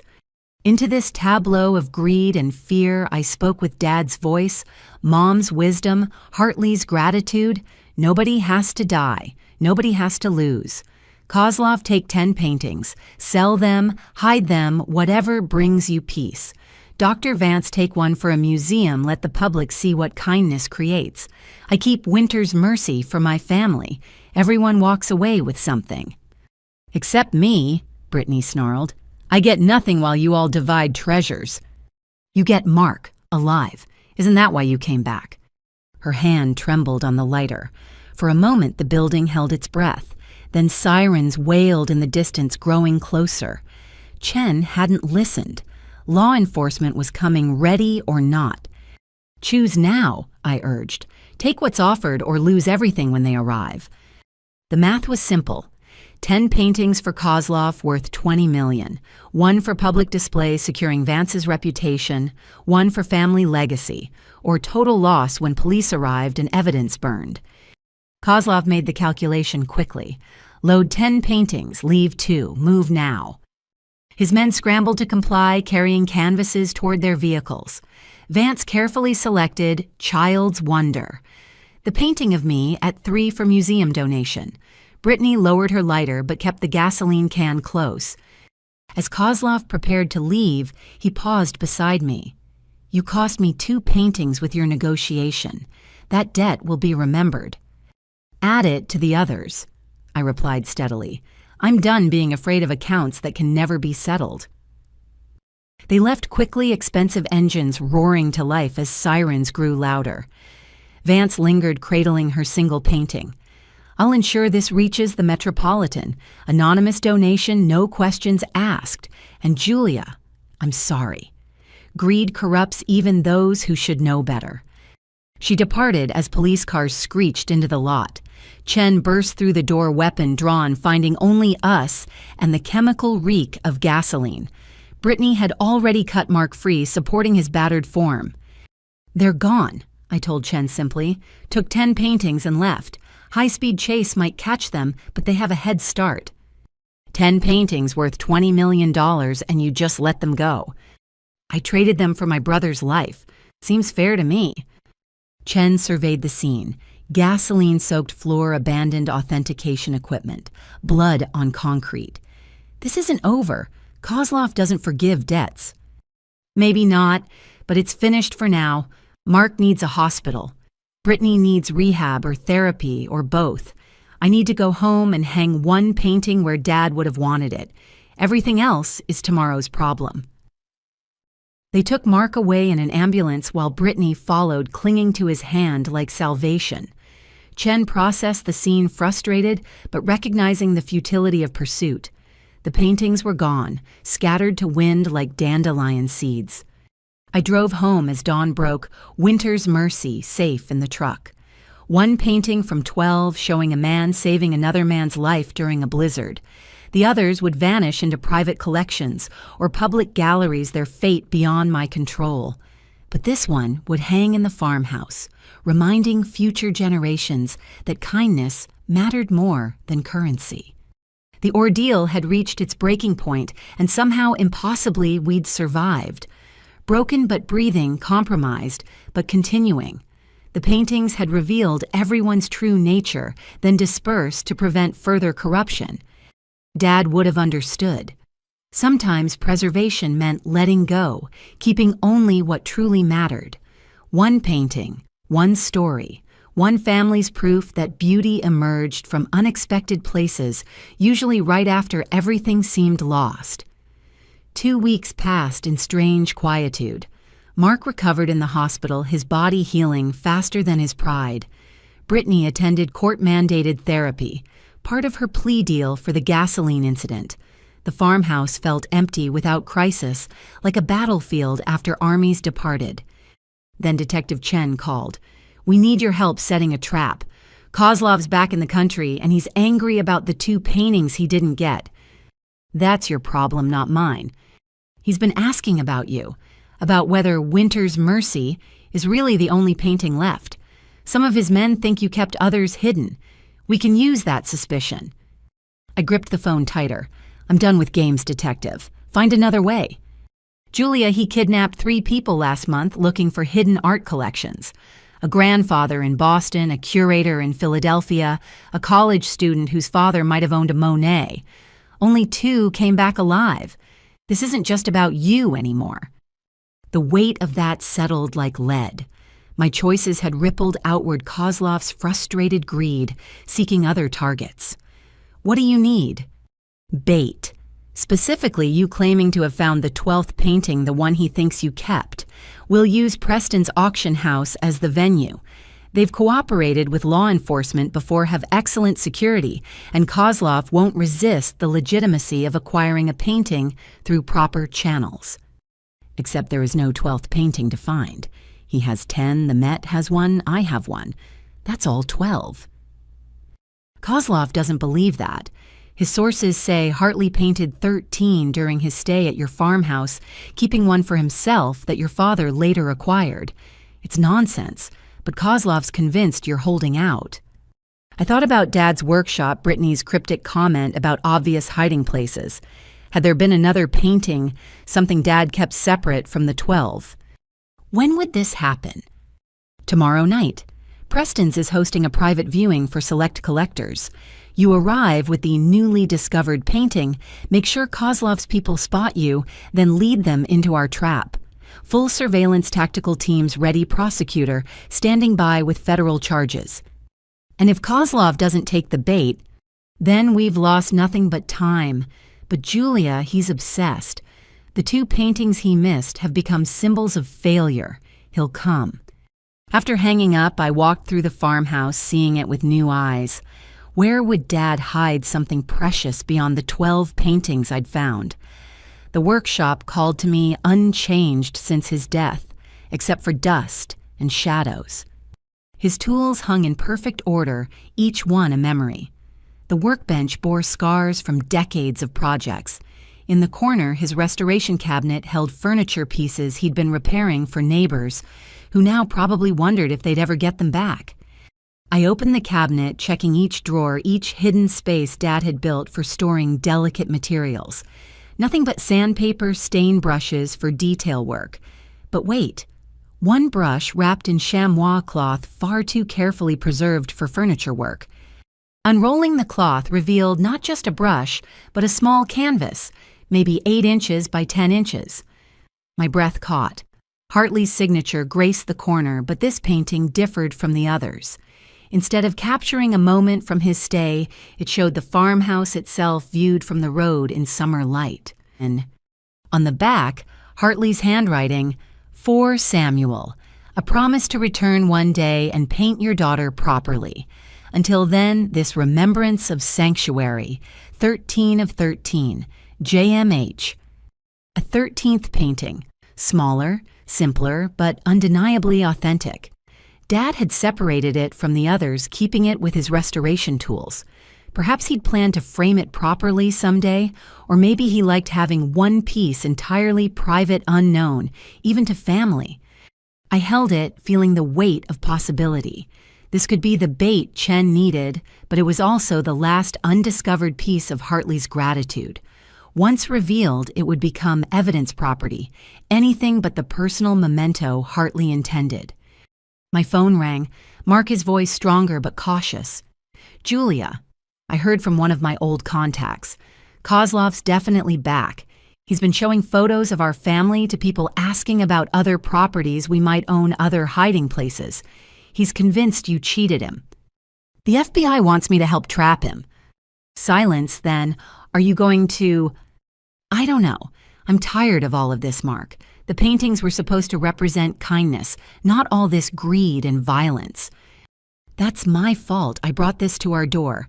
But Julia, if you don't stop him now, he'll never leave us alone. People like Kozlov don't forgive. They collect debts forever. After we hung up, I made my decision. The 13th painting would serve its purpose not as bait, but as truth. I called Chen back. There is another painting, small, personal, but authentic. I'll bring it tomorrow. Excellent. We'll have undercover agents throughout the auction house and... I have conditions. When this ends, successful or not, I'm done. No more investigations, no more involvement. The painting goes to a museum afterwards somewhere children can see it, and Mark gets full immunity for his cooperation. I can arrange that. Julia, we're going to end this. Trust the plan. Trust. That word had caused so much trouble already. But what choice remained live forever? Watching shadows or face them one last time. The next evening, I dressed carefully in Mom's vintage black dress, the one she wore to gallery openings when she still believed her daughter might become a famous artist. The 13th painting rested in a proper portfolio case, protected and documented. Preston's auction house gleamed with old money confidence, all marble floors and crystal chandeliers. The legitimate art world's temple where millions changed hands over champagne and careful appraisals. I entered through the main door, making no attempt at subterfuge. Ms. Walker. Mr. Preston himself greeted me, playing his role perfectly. So exciting about your discovery. Quite a stir already among certain collectors. He guided me through galleries where actual collectors mingled with undercover agents. I spotted two immediately, their observant stillness giving them away. Others blended better, discussing art with surprising knowledge. Your painting will be revealed in the Sterling Room at 9 precisely. Preston explained loudly enough for nearby ears. We've arranged for Dr. Whitmore to authenticate publicly. Bidding begins at midnight for interested parties. Dr. Whitmore was Chen's invention, an agent with art history credentials. But would Kozlov know that, or would greed override caution? I circulated accepting champagne I didn't drink, making small talk with strangers who might be criminals or cops. The 13th painting waited in Preston's vault, theoretically secure, but actually bait in an elaborate trap. At 8:30, I felt the atmosphere shift, a charge in the air like storm approach. Viktor Kozlov entered with two companions projecting wealth and menace in a perfectly tailored suit. His eyes found me immediately across the crowded gallery. He approached slowly, letting me see him coming, savoring my trapped expression. Ms. Walker, what an unexpected pleasure. I heard rumors of a new discovery. How fortunate for the art world. Mr. Kozlov, I thought you'd left the country. Business called me back. Unfinished business, you might say. Tell me, is it true? A 13th Hartley from your father's collection. You'll see at 9 with everyone else. Of course. Though I admit curiosity about why you'd reveal it now after our previous negotiations. Unless perhaps you're hoping to attract better offers, I do admire ambition. I just want it properly preserved. Museums have resources private collectors might lack. His smile could have frozen hell. Museums, yes, though private collections offer certain advantages. Discretion, for instance. Safety for those who provide them. You understand preservation takes many forms. The threat slithered between polite words, but I glimpsed Chen near the bar positioning herself. Other agents drifted closer, tightening the net. Kozlov had walked into their trap, but predators rarely entered cages without testing exits first. 9 o'clock, I repeated, moving away. Everything will be clear then. He let me go, but I felt his gaze tracking my movement. The next 30 minutes crawled past. I made required conversations, played the nervous seller perfectly, all while watching Kozlov's men position themselves near exits and blind spots. Finally, 9 arrived.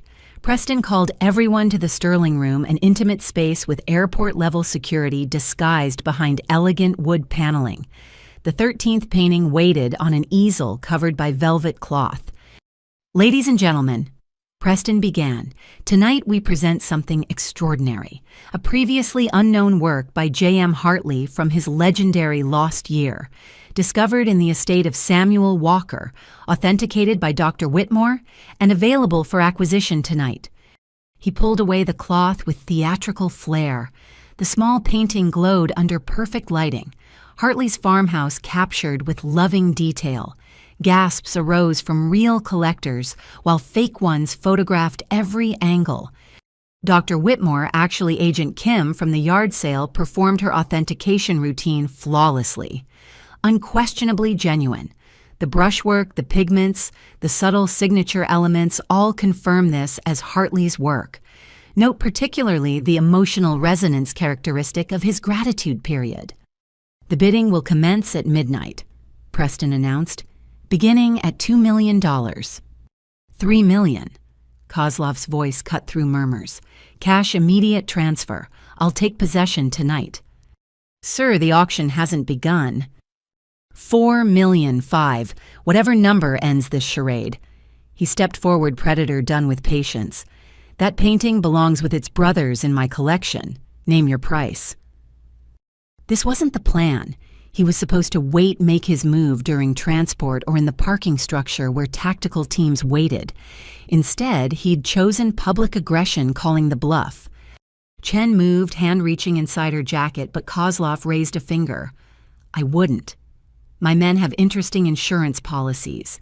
Anything happens to me here, photographs of every undercover agent in this room reach certain unfriendly governments.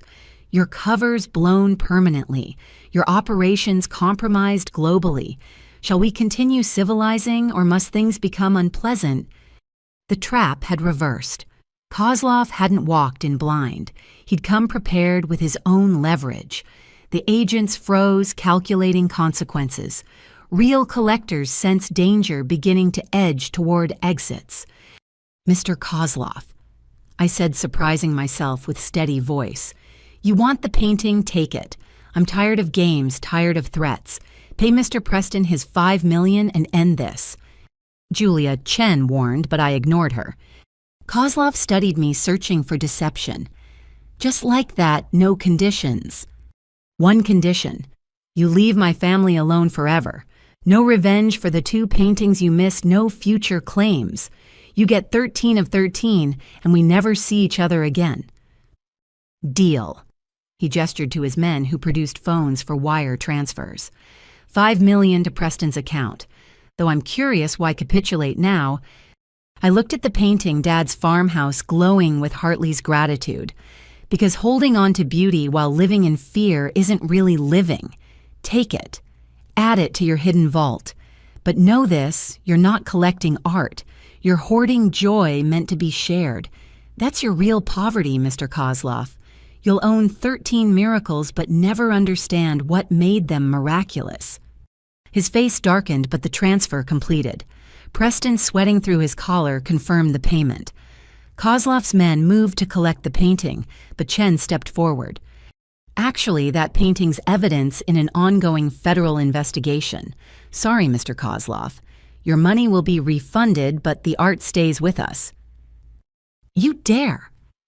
"Oh, I dare. See, while you were threatening to expose undercover agents, my team was raiding your warehouses. Found some interesting things. Stolen paintings, smuggled artifacts enough to keep prosecutors busy for years. Your leverage just evaporated." Kozlov went very still. The room felt like a held breath, violence one wrong word away. Then he smiled, cold and thin. "Well played, detective. Though evidence can disappear, witnesses can recant, cases can collapse. Enjoy your temporary victory." He turned to leave, pausing beside me. "You were right about one thing. I don't understand what makes art miraculous, but I understand power, and you've made an enemy with more of it than you can imagine. Watch your shadows, Ms. Walker.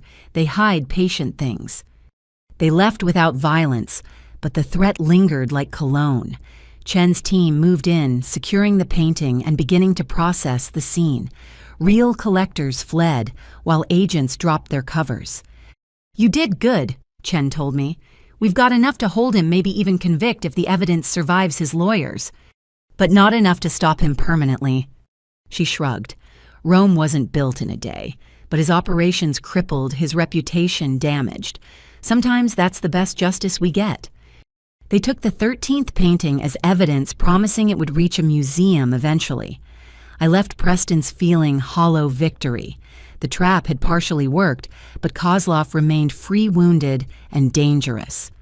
Still, the paintings were beyond his reach now. Scattered to museums, evidence lockers, and private collections, they'd found their separate fates. My part in their story was ending, even if echoes might haunt forever.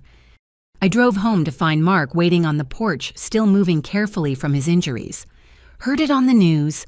Kozlov's assets frozen, whole network under investigation. You did it." "We survived it. That's different from winning." "Maybe survival is winning when the game's rigged against you." We sat together, watching stars appear over fields our father had worked. Somewhere paintings he'd preserved were beginning new chapters. The 13th painting would eventually hang where children could see it, sparking wonder about the farmhouse glowing with sunset light. Not the ending anyone planned, but perhaps the one Hartley would have understood. Beauty dispersed rather than hoarded, touching lives in unexpected ways. The trap had closed on greed, even if it couldn't contain it completely. Tomorrow would bring new challenges. Kozlov's threats, legal complexities, the slow work of rebuilding trust between siblings who'd nearly destroyed each other. But tonight, we sat in peace on the porch of a farmhouse that had sheltered kindness and survived greed. That felt like victory enough. The false calm lasted exactly 1 week. I woke at 2 a.m. to the sound of breaking glass, my studio alarm shrieking through the night. By the time I reached the barn, flames were already consuming years of work. Student paintings, my supplies, even the walls where memories lived, all transformed into smoke and ash. The fire department arrived quickly, but not quickly enough.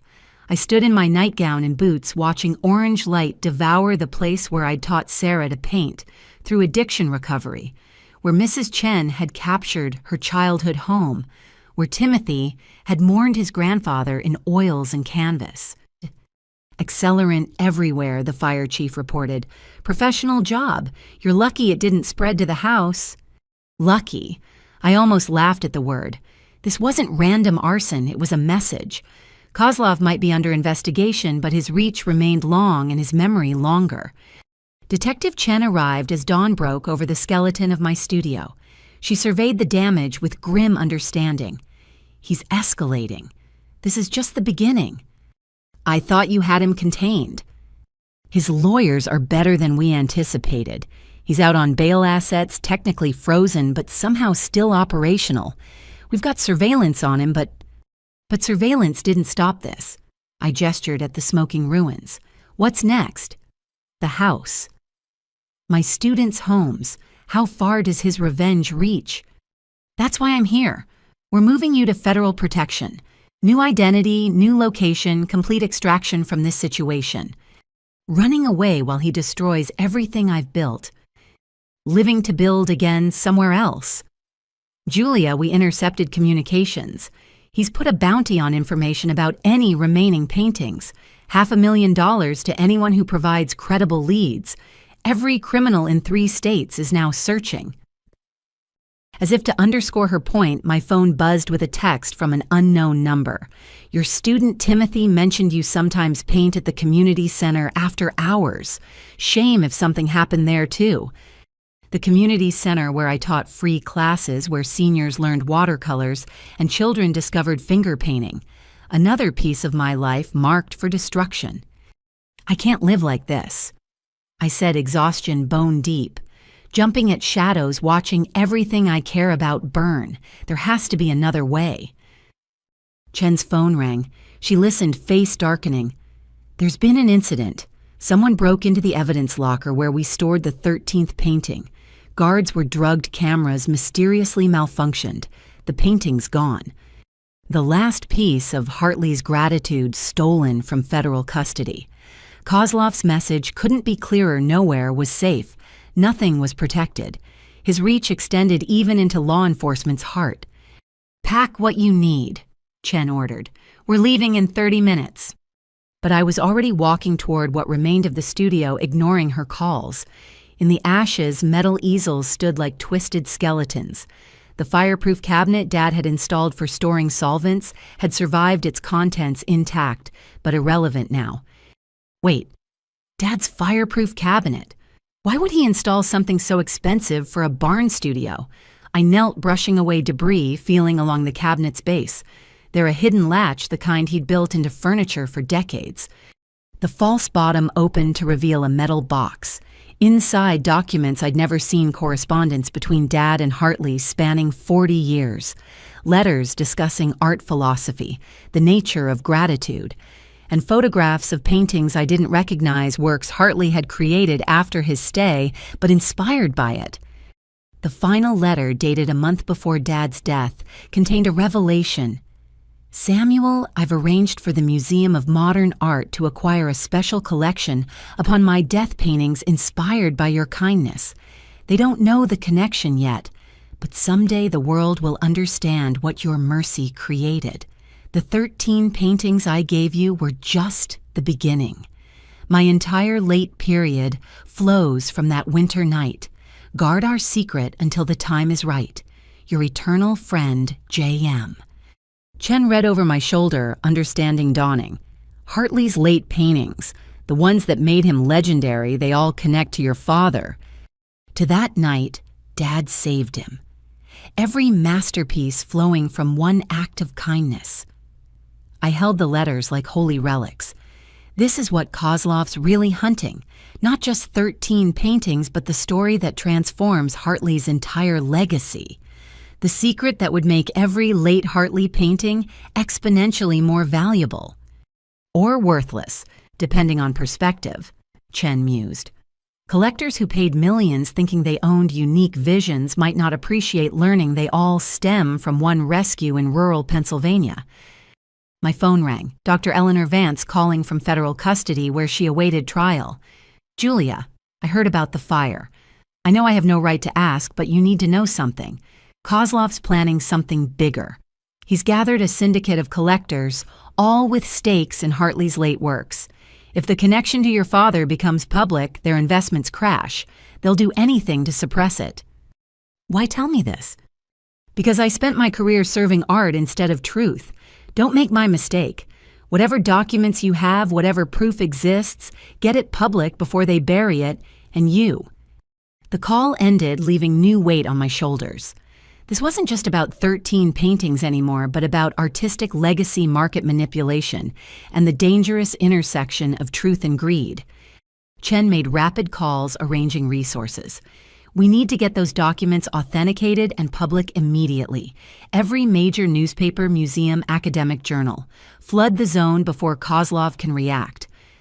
But through the studio's collapsed wall, I saw cars approaching. Not official vehicles, but black SUVs with tinted windows. Too many for coincidence, too organized for random criminals. "Go," I told Chen, shoving the document box into her hands. "Get these public. I'll buy time." "I'm not leaving you." "You are. Those documents matter more than either of us. Go." She ran for her car as the SUVs surrounded the farmhouse. I stood among studio ruins, waiting. If this was ending, it would end where it started, on land my father had protected with kindness. Men emerged from vehicles, not Kozlov's usual thugs, but older, wealthier, radiating the kind of power that bought governments. The syndicate itself come to handle personally what subordinates had failed to accomplish. "Ms. Walker." The speaker wore a suit worth more than most cars. "We represent concerned collectors with significant investments in artistic authenticity. We believe you possess documents that could create misunderstandings about provenance and value. You mean truth that would reveal your precious paintings all flow from my father's kindness. Truth is negotiable.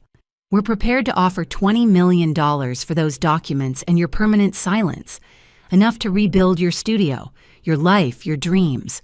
All we ask is discretion about artistic origins. And if I refuse, his smile never wavered.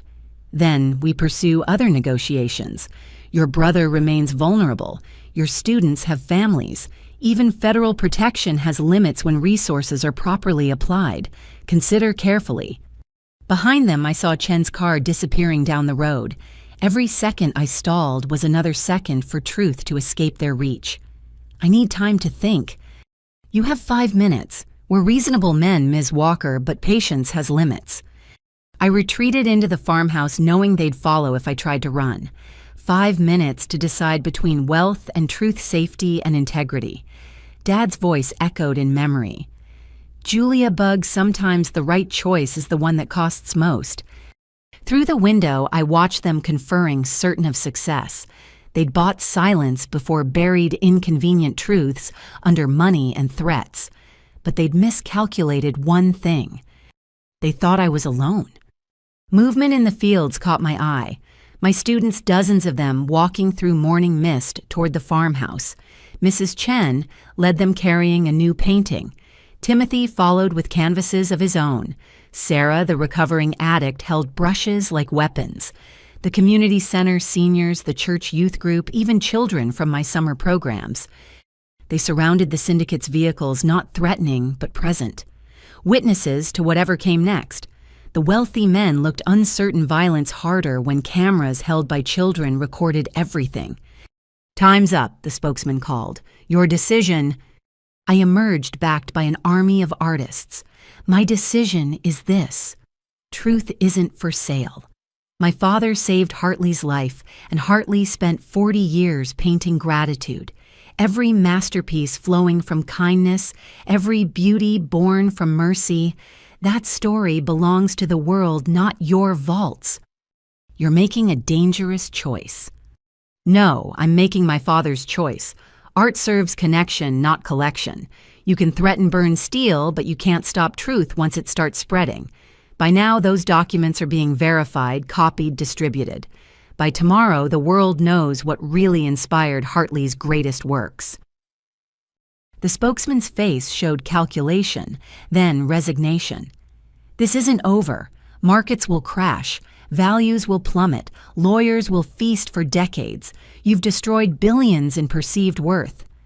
I've revealed billions in actual worth. Love, gratitude, human connection. Things you can't price or hoard or lock away. They left, recognizing futility.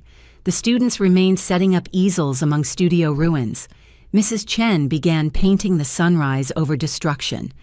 Timothy captured the moment truth faced greed. Sarah mixed colors on a palette salvaged from ashes. By noon, news broke worldwide. Hartley's secret revealed entire late period inspired by single act of kindness. Museums scrambled to recontextualize collections. Collectors raged about manipulated markets. Academics rejoiced at new understanding. But in the ruins of my studio, something more important happened. Art continued.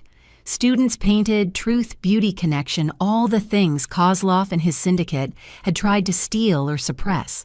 The hunt had intensified until it consumed itself, leaving only what mattered people, creating meaning from chaos. Chen returned with federal protection for everyone threatened. Kozlov's syndicate collapsed under investigation, their conspiracy too exposed to continue. The 13th painting was recovered from a private jet, fleeing the country, destined now for the Smithsonian.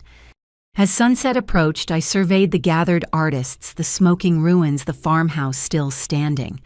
The hunt was over, not because we'd won, but because we'd refused to be prey.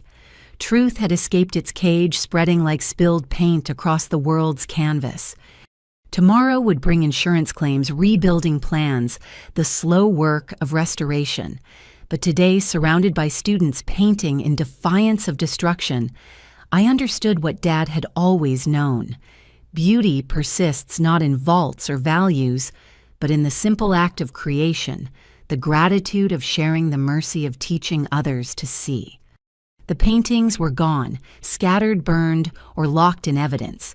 but their purpose lived on in every brushstroke laid down by students who'd learned that art meant more than money, that kindness created more than greed could ever steal. The hunt had intensified until it revealed its own emptiness. What remained was what had always mattered: people paint and the endless possibility of creation. 3 months after the studio burned, I'd found a new rhythm. Teaching at the community center, rebuilding, slowly watching the art world struggle with Hartley's revealed history. Some collectors embraced the deeper meaning, while others filed lawsuits that would drag on for years. I thought the worst had passed. Then Emma got sick. 8 years old, my favorite student at the children's hospital where I'd volunteered for years. Leukemia had returned aggressively, and she was losing the fight. I spent more time there teaching bedside when she couldn't make it to the activity room. We painted flowers, butterflies, all the bright things she might not see bloom. That's where Kozlov found me.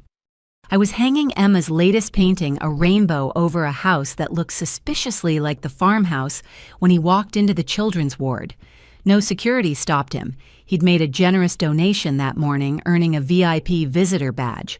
He wore an expensive suit and a gentle smile, looking every inch the philanthropic businessman. Ms. Walker, still teaching, I see. He admired Emma's painting with what seemed like genuine interest. Talented student. Reminds me of another young artist many years ago. Get out. I kept my voice low, mindful of the children nearby. You have no business here. On the contrary, I've just pledged $2 million for a new pediatric wing. My business is wherever I choose to make it. He moved closer, voice dropping. We need to discuss unfinished matters. Your father's documents created quite a stir.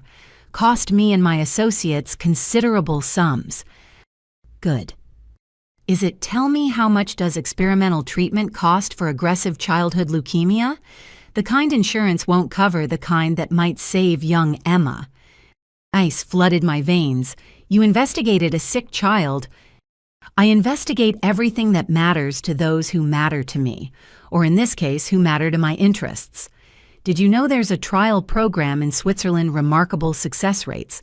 Of course it requires certain resources. Emma coughed in her bed, a sound that twisted my heart. Her mother sat beside her reading stories, both pretending everything would be fine. The paintings on the walls, cheerful lies against antiseptic white. What do you want, Kozlov? Simple. Publicly recant your father's documents. Claim they were forgeries created for attention. Restore market confidence in Hartley's works. In exchange, young Emma gets her Swiss treatment fully funded.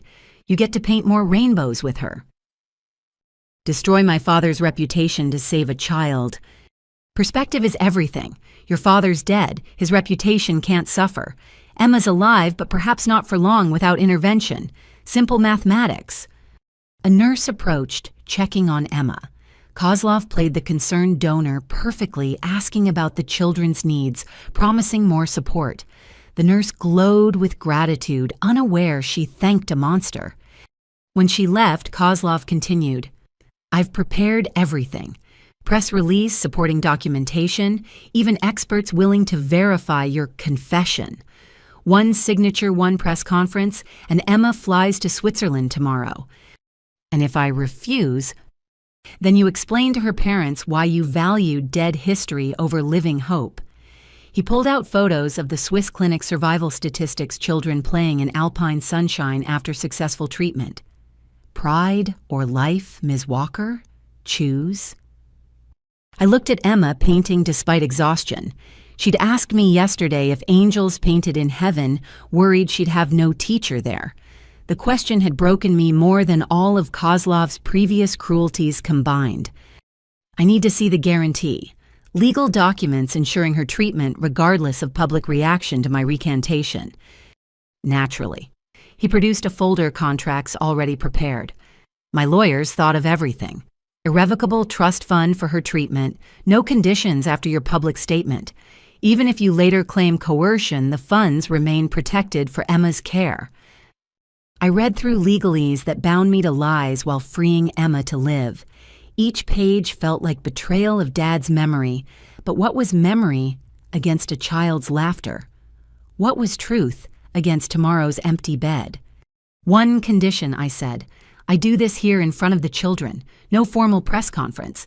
If I'm destroying my father's legacy, it happens where life matters most. Kozlov considered, then nodded. Dramatic. I approve.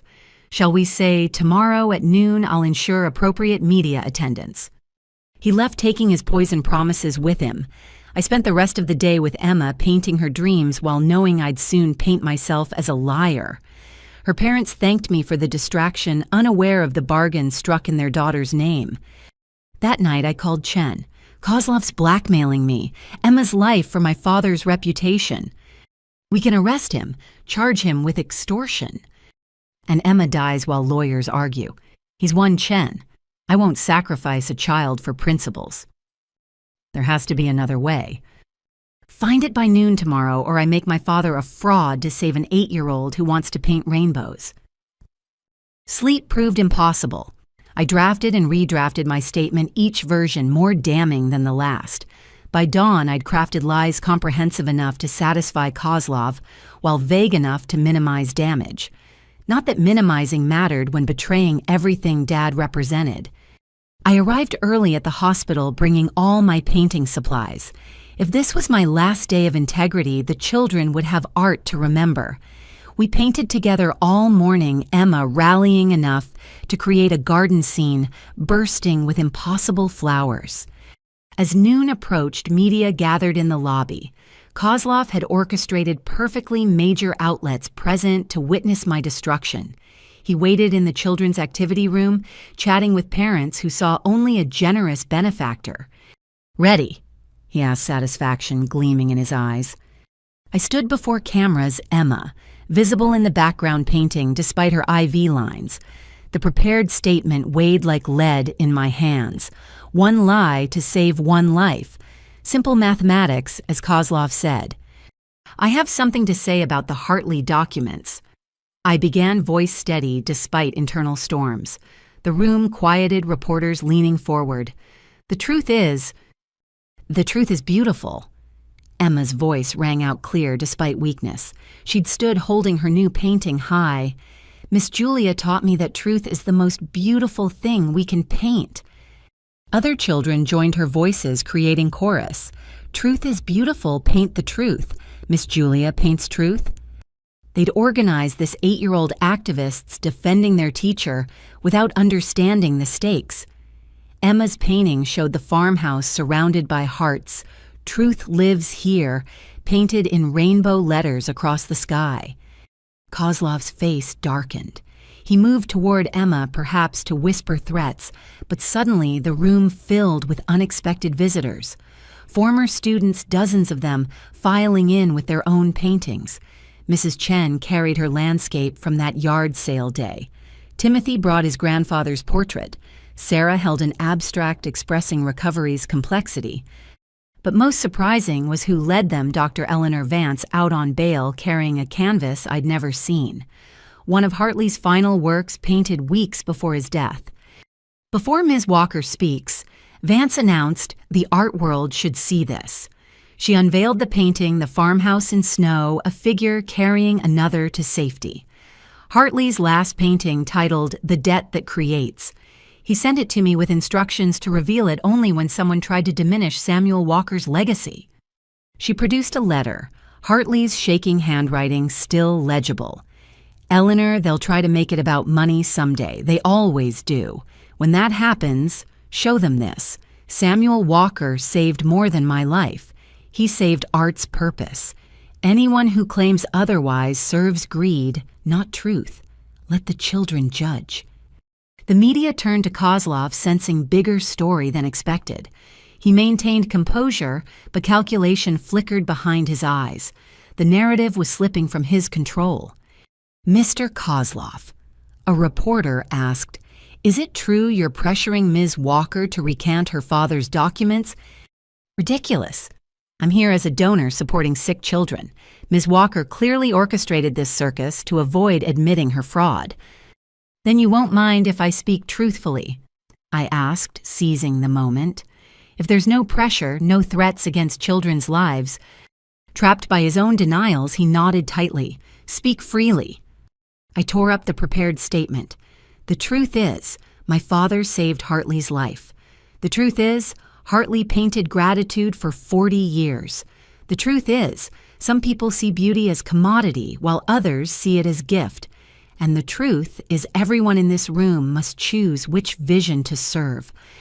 Prettily said, Kozlov responded. But speeches don't fund medical treatments. Ask Emma's parents what matters more, your truth or their daughter's life. Emma's mother stood face streaked with tears. Don't you dare use my daughter's illness as a weapon. We'll find another way, even if it means selling everything we own. Which won't be nearly enough, Kozlov noted coldly. Swiss treatments cost millions, not good intentions. That's when Mark entered, supported by Brittany, but walking on his own. He carried a banker's box, official documents visible. Actually, about those millions. Turns out, when you're under federal investigation, assets get frozen improperly sometimes. My lawyers found interesting irregularities in how Kozlov's funds were handled. He pulled out papers. This morning, a judge agreed. Improper asset freezing requires compensation. The government owes Kozlov's victims approximately $3 million in damages. I'm naming Emma's family as primary victims of his extortion. Congratulations, you're getting Swiss treatment, courtesy of legal technicalities. Kozlov's composure finally cracked. You can't. That's not how asset forfeiture works. It is when your lawyers are better than government lawyers, Brittany added sweetly. We should know. We've been studying your legal strategies for months. Turns out you taught us too well. The room erupted in questions, cameras capturing everything. Kozlov found himself surrounded by former victims, current investigators, and children still chanting about truth's beauty. His careful plan had collapsed into chaos. This isn't over, he snarled at me. Legal tricks won't last. That child's treatment will be tied up in court for years. Dr. Vance stepped forward. Actually, it will be over quite soon. You see, I've been cooperating fully with authorities. Every crime, every stolen painting, every bribed official. My testimony alone will ensure you never threaten another child. Security arrived, real security this time, led by Chen. Mr. Kozlov, you're under arrest for attempted extortion, witness tampering, and conspiracy to commit fraud. Your donation to the hospital is appreciated, but your presence is no longer required. As they led him away, he passed Emma's bed. She looked up at him with the fearless clarity of childhood. You're not very good at painting truth, are you? Miss Julia says, that's okay. Everyone can learn. The room burst into laughter tension, breaking like fever. Emma's innocent critique had reduced a dangerous man to a failed art student. Even Kozlov's lawyers couldn't spin that moment. The media dispersed with their story. Art community rallies to protect truth and sick child. Not the narrative Kozlov had planned, but the one truth painted despite his efforts. Later, as Emma napped, surrounded by new paintings, her parents thanked me through tears. The treatment in Switzerland, we can't believe it's real. It's real. Mark's lawyers will handle everything. Emma will paint alpine flowers by spring. That evening, the children's ward felt lighter, not just because Kozlov was gone, but because truth had won without sacrifice. Emma would live, Dad's legacy stood intact, and the art community had proven beauty meant more than money. Chen found me cleaning brushes, the simple ritual grounding after chaos. Kozlov's syndicate is falling apart. Vance gave us everything. This time, he won't escape. It was never about him escaping. It was about us not becoming him in the fight. She understood. We'd won not through lies or violence, but through community creativity and children brave enough to chant truth in power's face. The hospital showdown had revealed everyone's character, and beauty had triumphed over greed once more. As I left that night, Emma's painting caught hallway light. The rainbow farmhouse glowed with promise. Truth lives here, proclaiming what money could never buy. Tomorrow she'd fly to Switzerland for treatment. Tonight, her art proclaimed victory, more lasting than any legal document. The showdown had ended with the only outcome that mattered: a child would live to paint more rainbows, and truth would survive to inspire more beauty. Everything else was just expensive noise from people who'd forgotten what hospitals were really for. Healing happened in many ways, sometimes through medicine, sometimes through art, sometimes through standing together when standing alone seemed impossible. Today, all three had combined to paint hope across fear's canvas. The children had taught the adults what we'd nearly forgotten. Truth was beautiful. Beauty was truthful. And both were worth more than all the money men like Kozlov could ever steal or spend. 6 months later, everything had changed, yet nothing had. Emma thrived in Switzerland, sending paintings of alpine flowers that covered my refrigerator. Kozlov awaited trial in federal custody, his empire dismantled piece by legal piece. The farmhouse stood peaceful studio rebuilt with insurance money and community donations. But the 12 paintings remained scattered, their story incomplete. That's when Marcus Chen, Detective Chen's brother and renowned gallery owner, approached me with an impossible proposition. "A single night," he explained over coffee. "Every Hartley from your father's collection gathered for the first and only time. We'll call it the Gratitude Exhibition. Museums have agreed to loan their pieces. Private collectors are cooperating. Even evidence will be temporarily released. One night to show the world what kindness created." Why would collectors who fought the truth suddenly cooperate? Because the story increased their paintings' cultural value beyond monetary worth. They own pieces of the greatest artistic thank you note in history. Plus, full authentication and documentation will stabilize the market they're so worried about. I thought about the paintings scattered like seeds. Winter's Mercy in an evidence locker. Child's Wonder at the Met. The 10 Kozlov had taken recovered and held pending trial. The 13th painting awaiting its Smithsonian home. All together, they'd tell the complete story of transformation through gratitude. "One condition," I said. "The opening benefits the Children's Hospital, every dollar toward families who can't afford treatment." "Done. We'll make it the art event of the decade." Planning consumed 2 months. Security alone required coordination between federal agencies, private firms, and international insurers. Each painting needed climate-controlled transport expert handlers and documentation chains that would make lawyers rich. But harder than logistics was convincing Mark to attend. He'd maintained sobriety since the kidnapping, but public events triggered anxiety. "I don't belong there," he insisted. "Not after everything I did." "You belong because you're family, because you changed, because the story includes redemption, not just gratitude." The night arrived with April rain that turned the city into an impressionist painting. The gallery glowed like a beacon, crowds gathering despite weather. I wore Mom's dress again, the same one from the auction house trap, reclaiming it from bad memories. Inside, the paintings hung in chronological order, telling their story, room by room. Winter's Mercy began the journey, those swirls of snow and amber warmth. Audio guides featured Dad's voice excerpts from his journal I'd recorded before his death, never knowing they'd serve this purpose. The crowd mixed celebrities with students, collectors, with children from the hospital. Mrs. Chen stood before her reclaimed landscape, tears streaming. Timothy's family surrounded him as he explained how grief could become beauty. Sarah brought her sponsor, showing how art aided recovery. But the most powerful moment came when Dr. Vance arrived. Out on bail, banned from formal authentication work, she'd still come. The crowd parted uneasily, unsure how to treat the expert who'd betrayed, then redeemed herself. She went straight to Love's Kitchen, the painting of my mother cooking. "I remember when Hartley described this one," she said to anyone listening. "He said Mrs. Walker's soup tasted like home feels. Took him 20 attempts to capture steam that conveyed love instead of just heat." People listened despite themselves. Whatever her crimes, Vance's knowledge remained unparalleled.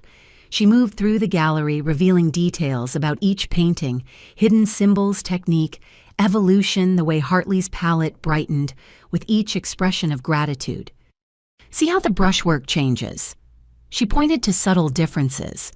Early pieces show technique. These show soul. That's what separates craft from art, the willingness to let emotion guide the brush. Mark arrived halfway through Brittany beside him. He'd lost weight, gained clarity, looked more like the brother who'd taught me to ride a bike than the desperate man who'd threatened everything. The crowd recognized him, whispers following, but he walked steadily to where I waited. "I'm sorry," he said simply, "for all of it." "I know. Look around, Mark. This is what Dad preserved, what you helped preserve even through mistakes." He studied the paintings with new eyes, seeing past dollar signs to their actual worth. He knew, didn't he, Dad? Knew I'd fail, but also knew I'd need something to find my way back. He knew you were human. That's all any of us are. Chen appeared no longer detective, but just Marcus's sister, enjoying art without investigating crimes. Beautiful show, though security's a nightmare. Do you know how many former Kozlov associates we've spotted trying to get in? Let them look. Let them see what they'll never own. Beauty belongs to everyone or no one. The evening's highlight came when Emma appeared on video link from Switzerland. She'd painted her own version of Winter's Mercy, the farmhouse surrounded by alpine flowers that grew from snow. "Thank you for teaching me truth is beautiful," she said, holding up her painting. "I'm teaching Swiss children now, truth spreads like flowers." The crowd applauded, many wiping eyes. Her survival and joy completed the exhibition's narrative. From near death to new life, from hidden gratitude to public celebration, from greed's grasp to love's triumph. As closing time approached, I found myself in the final room with all 13 paintings visible together. The story they told seemed both smaller and larger than individual canvases suggested. One man saved another from freezing. That other man spent 40 years saying thank you. Simple actions creating complex beauty. "Remarkable," a voice said behind me. I turned to find a woman I didn't recognize, elderly but elegant. "I'm Mrs. Hartley, James's widow." My breath caught. "I didn't know you were coming." How could I miss seeing my husband's heart displayed so perfectly? He talked about your father constantly those last years. Said Samuel Walker proved humanity deserved art, not the other way around. She moved to Winter's Mercy, touching the frame gently. This was the first painting he showed me after that night. Still wet, still wild with gratitude. He said he'd painted his own salvation. "I'm sorry we couldn't keep them together. The paintings, I mean." "Oh, my dear, they were never meant to stay together. Like children, they needed to find their own homes, tell their own stories. Tonight's gathering is beautiful, but temporary beauty often means most." She produced an envelope worn with age. "James wrote this for your father but never sent it. Perhaps you should have it now." Inside, Hartley's handwriting filled pages with philosophical musings about debt gratitude and the obligation of rescued souls. But the last paragraph struck deepest. "Samuel, I've spent decades trying to repay an unpayable debt. But watching you with your daughter, I understand finally. You didn't save me to create obligation. You saved me because that's who you are. The paintings aren't payment. They're mirrors reflecting the light you showed me back into the world. May that light never dim." The letter blurred through tears. Around me, the exhibition continued its final hour, strangers becoming community, through shared witness of beauty. Mark talked with young artists, sharing hard-won wisdom about choosing meaning over money. Brittany networked with legitimate purpose, connecting donors with hospital needs. Chen ensured security while her brother sold artwork to benefit treatment funds. Even Vance found redemption teaching children to spot authentic beauty in brushstrokes or souls. Her expertise, freed from greed's corruption, served its original purpose, helping others see deeply. As lights dimmed and paintings prepared for separation, I stood in the gallery's heart, surrounded by gratitude made visible. Tomorrow the canvases would scatter again. Winter's Mercy, returning to evidence others to museums and vaults, the 13th beginning its Smithsonian journey. But tonight they'd accomplished what Hartley intended and Dad preserved. They'd shown that kindness creates ripples across decades, that beauty serves connection, not collection, that gratitude expressed multiplies rather than diminishes.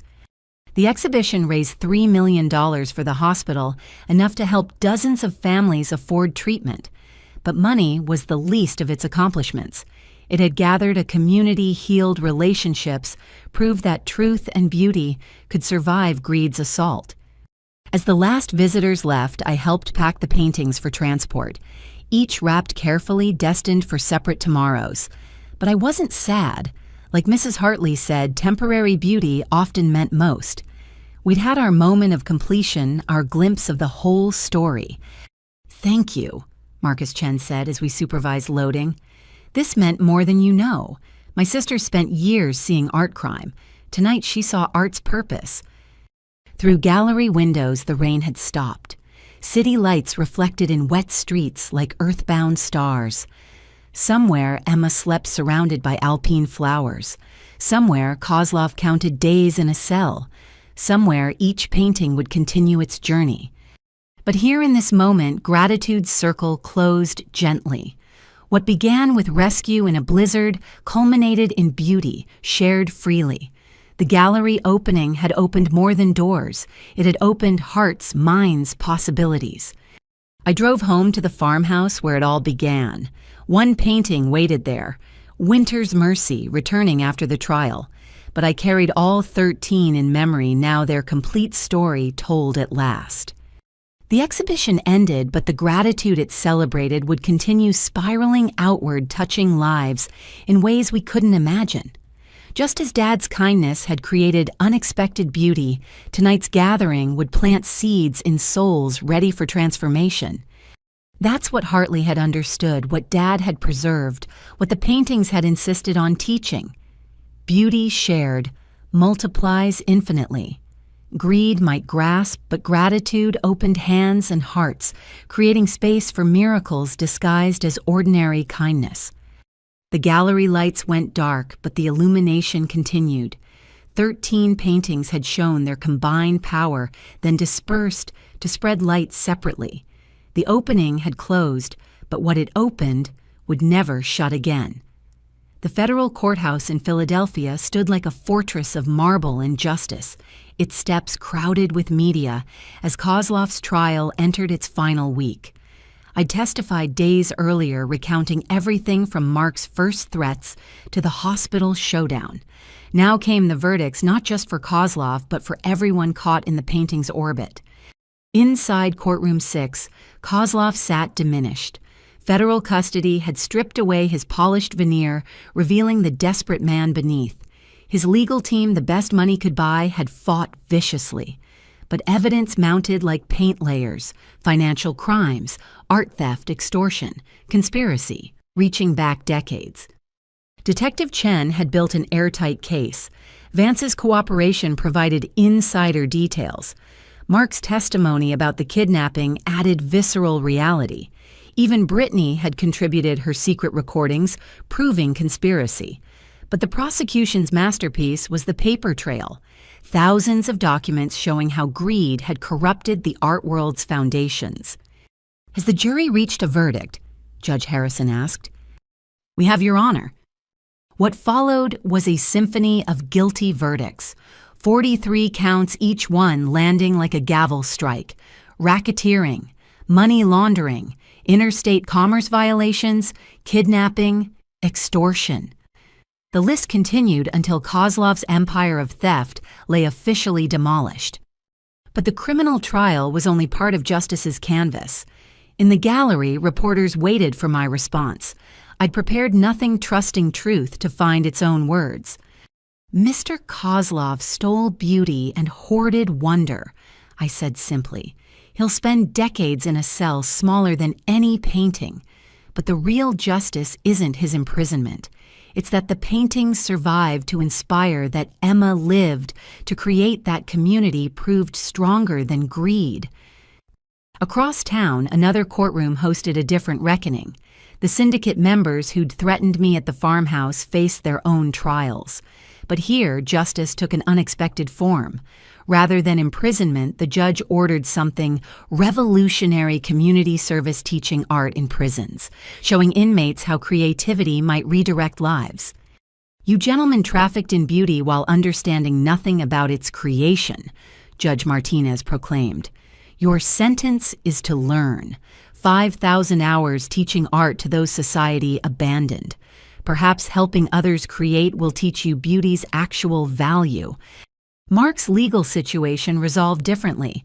Prosecutors, recognizing his cooperation and genuine transformation, offered deferred sentencing conditional on continued sobriety and community service. He'd spend 2 years teaching construction skills at a rehabilitation center building lives, instead of just buildings. "I'm grateful," he told me after court, "not just for avoiding prison, but for the chance to repay properly. Every person I help find work that's partial payment on what I nearly destroyed." Brittany negotiated her own deal, turning state's evidence about real estate fraud in exchange for probation. She'd continue working, but under strict oversight, her commissions funding art programs for at-risk youth. "I'm good at selling things," she admitted. "Might as well sell something worthwhile." Dr. Vance faced the harshest personal reckoning. Stripped of credentials, banned from authentication work, she could have disappeared into shame. Instead, she volunteered at the Children's Hospital teaching young patients art history without price tags attached. "I spent 40 years serving the wrong master," she explained while helping Emma's classmates understand color theory via video link. Markets values authentication codes. "I forgot art exists to move souls, not portfolios." The civil trials brought different satisfactions. Kozlov's victims, some robbed decades ago, received compensation from his seized assets. Museums recovered stolen works. Families reunited with heritage thought lost forever. Each returned piece told a story of patience, rewarded justice, delayed but not denied. But the most significant legal outcome happened quietly. The Hartley Foundation, working with Dad's lawyer, Mr. Peterson, established new protocols for artistic legacy protection. The Samuel Walker provision ensured donated artworks couldn't be weaponized by greed, that gratitude given freely remained free. "Your father would be proud," Peterson said, finalizing documents. "He always believed law should serve justice, not just precedent. This provision does both." 6 months into Kozlov's sentence, I received an unexpected letter. His handwriting, now shaky, filled pages with what might have been remorse. "Ms. Walker, I write from a cell where I contemplate mistakes. You asked once if I understood what made art miraculous. I didn't then. I'm learning now. The prison library has art books. I study them like you once studied my crimes. Perhaps understanding begins with admitting ignorance. I don't ask forgiveness, only that you know your father's kindness ripples even here. Respectfully, V. Kozlov." I didn't respond. Some conversations end naturally, their purpose fulfilled by being spoken. But I saved the letter as a reminder that even the greediest hearts might harbor seeds of transformation. The FBI's art crime team used our case to revolutionize their approach. Chen received a promotion, leading a new task force focused on preventing theft rather than just solving it. "We're calling it the Walker Protocol," she told me, "protecting beauty before it needs recovering." Museums worldwide adjusted their acquisition policies, implementing stricter provenance requirements. Collectors found themselves scrutinize their hoarding impulses, checked by new transparency demands. The art world, forced into sunlight, began slowly healing from decades of shadow dealings. The paintings themselves found appropriate homes. Winter's Mercy went to the Smithsonian as promised. The Met kept Child's Wonder, displaying it with the full story of its creation. The remaining 10 recovered from Kozlov's network spread across institutions dedicated to public access. Each museum created educational programs around their Hartley painting. Children learned about gratitude through art. adults discovered that beauty's value transcended market prices. The paintings taught constantly, Professor Hartley's final lecture series on human connection. Emma returned from Switzerland, fully recovered her experience, inspiring a new passion. "I want to be an art therapist," she announced. "Help sick kids like Miss Julia helped me. Painting saves lives differently than medicine, but both matter." Her first public exhibition, held at the hospital, featured alpine landscapes, mixed with memories of illness transformed into hope. Every piece sold proceeds, funding art supplies for pediatric wards nationwide. At 8 years old, she understood what Kozlov had spent 70 years missing: beauty shared multiplies infinitely. The farmhouse studio reopened with a celebration. Students old and new gathered, filling the space with creative energy. We painted together, each canvas a small victory over forces that had tried to reduce art to commodity. Mark attended sober for a full year. He'd started dating someone from his recovery group, a teacher who saw past his mistakes to possible futures. "She makes me want to build things that last," he confided. "Not just structures, relationships, trust, all the stuff I demolished before." That evening, as students worked and laughter filled the space where flames once consumed, I understood justice's true form. Not just verdicts and sentences, but transformation. Everyone touched by the painting's journey had changed, mostly for the better. The syndicate members discovered teaching imprisoned spirits release their own. Vance found redemption in serving without authentication's authority. Mark rebuilt himself alongside others' lives. Brittany sold hope instead of just houses. Even Kozlov in his cell began seeing what he'd missed while possessing. Justice had been served in portions appropriate to each appetite. Those who hoarded faced emptiness. Those who threatened found themselves threatened by change. Those who corrupted discovered corruption's cost. But also, those who chose differently found paths toward light. As the sun set over the farmhouse, casting golden light through studio windows, I thought about Dad. His simple act of kindness during a blizzard had created ripples, still spreading. Hartley painted those ripples, I'd protected them, and now they touched lives beyond counting. The trials had ended, verdicts rendered, sentences begun. Legal justice, imperfect but necessary, had run its course. But the deeper justice, beauty, surviving greed, community, defeating isolation, transformation, following destruction that would continue long after courthouse doors closed. I picked up my brush, joining students in creation. Somewhere, Emma painted hope in Switzerland. Somewhere, Kozlov studied what he'd missed. Somewhere, each painting taught its portion of truth. And here in the studio that refused to stay, burned art continued its ancient work of turning pain into beauty, one brushstroke at a time. Justice had been served, but more importantly, mercy had seasoned justice with possibility. The painting's journey from hidden gratitude to public inspiration showed that even the darkest chapters could end with light if enough people chose to paint it into existence. The last student left near midnight. I stood alone in the studio, surrounded by fresh paintings drying on easels. Tomorrow would bring new challenges, more lessons, continued healing. But tonight, Justice's portrait was complete, signed not with verdicts, but with all the lives transformed by choosing beauty over greed. Dad would have appreciated the irony. He'd saved one life, which created art, which saved other lives, which created more art, spiraling outward like galaxies born from single stars. Justice wasn't just served, it was shared, multiplying like loaves and fishes, feeding spirits hungry for meaning. The gavel had fallen, but the echo continued. In every painting created by students who learned that beauty mattered more than money. In every child who saw Hartley's work and understood gratitude. In every former criminal teaching art to the incarcerated.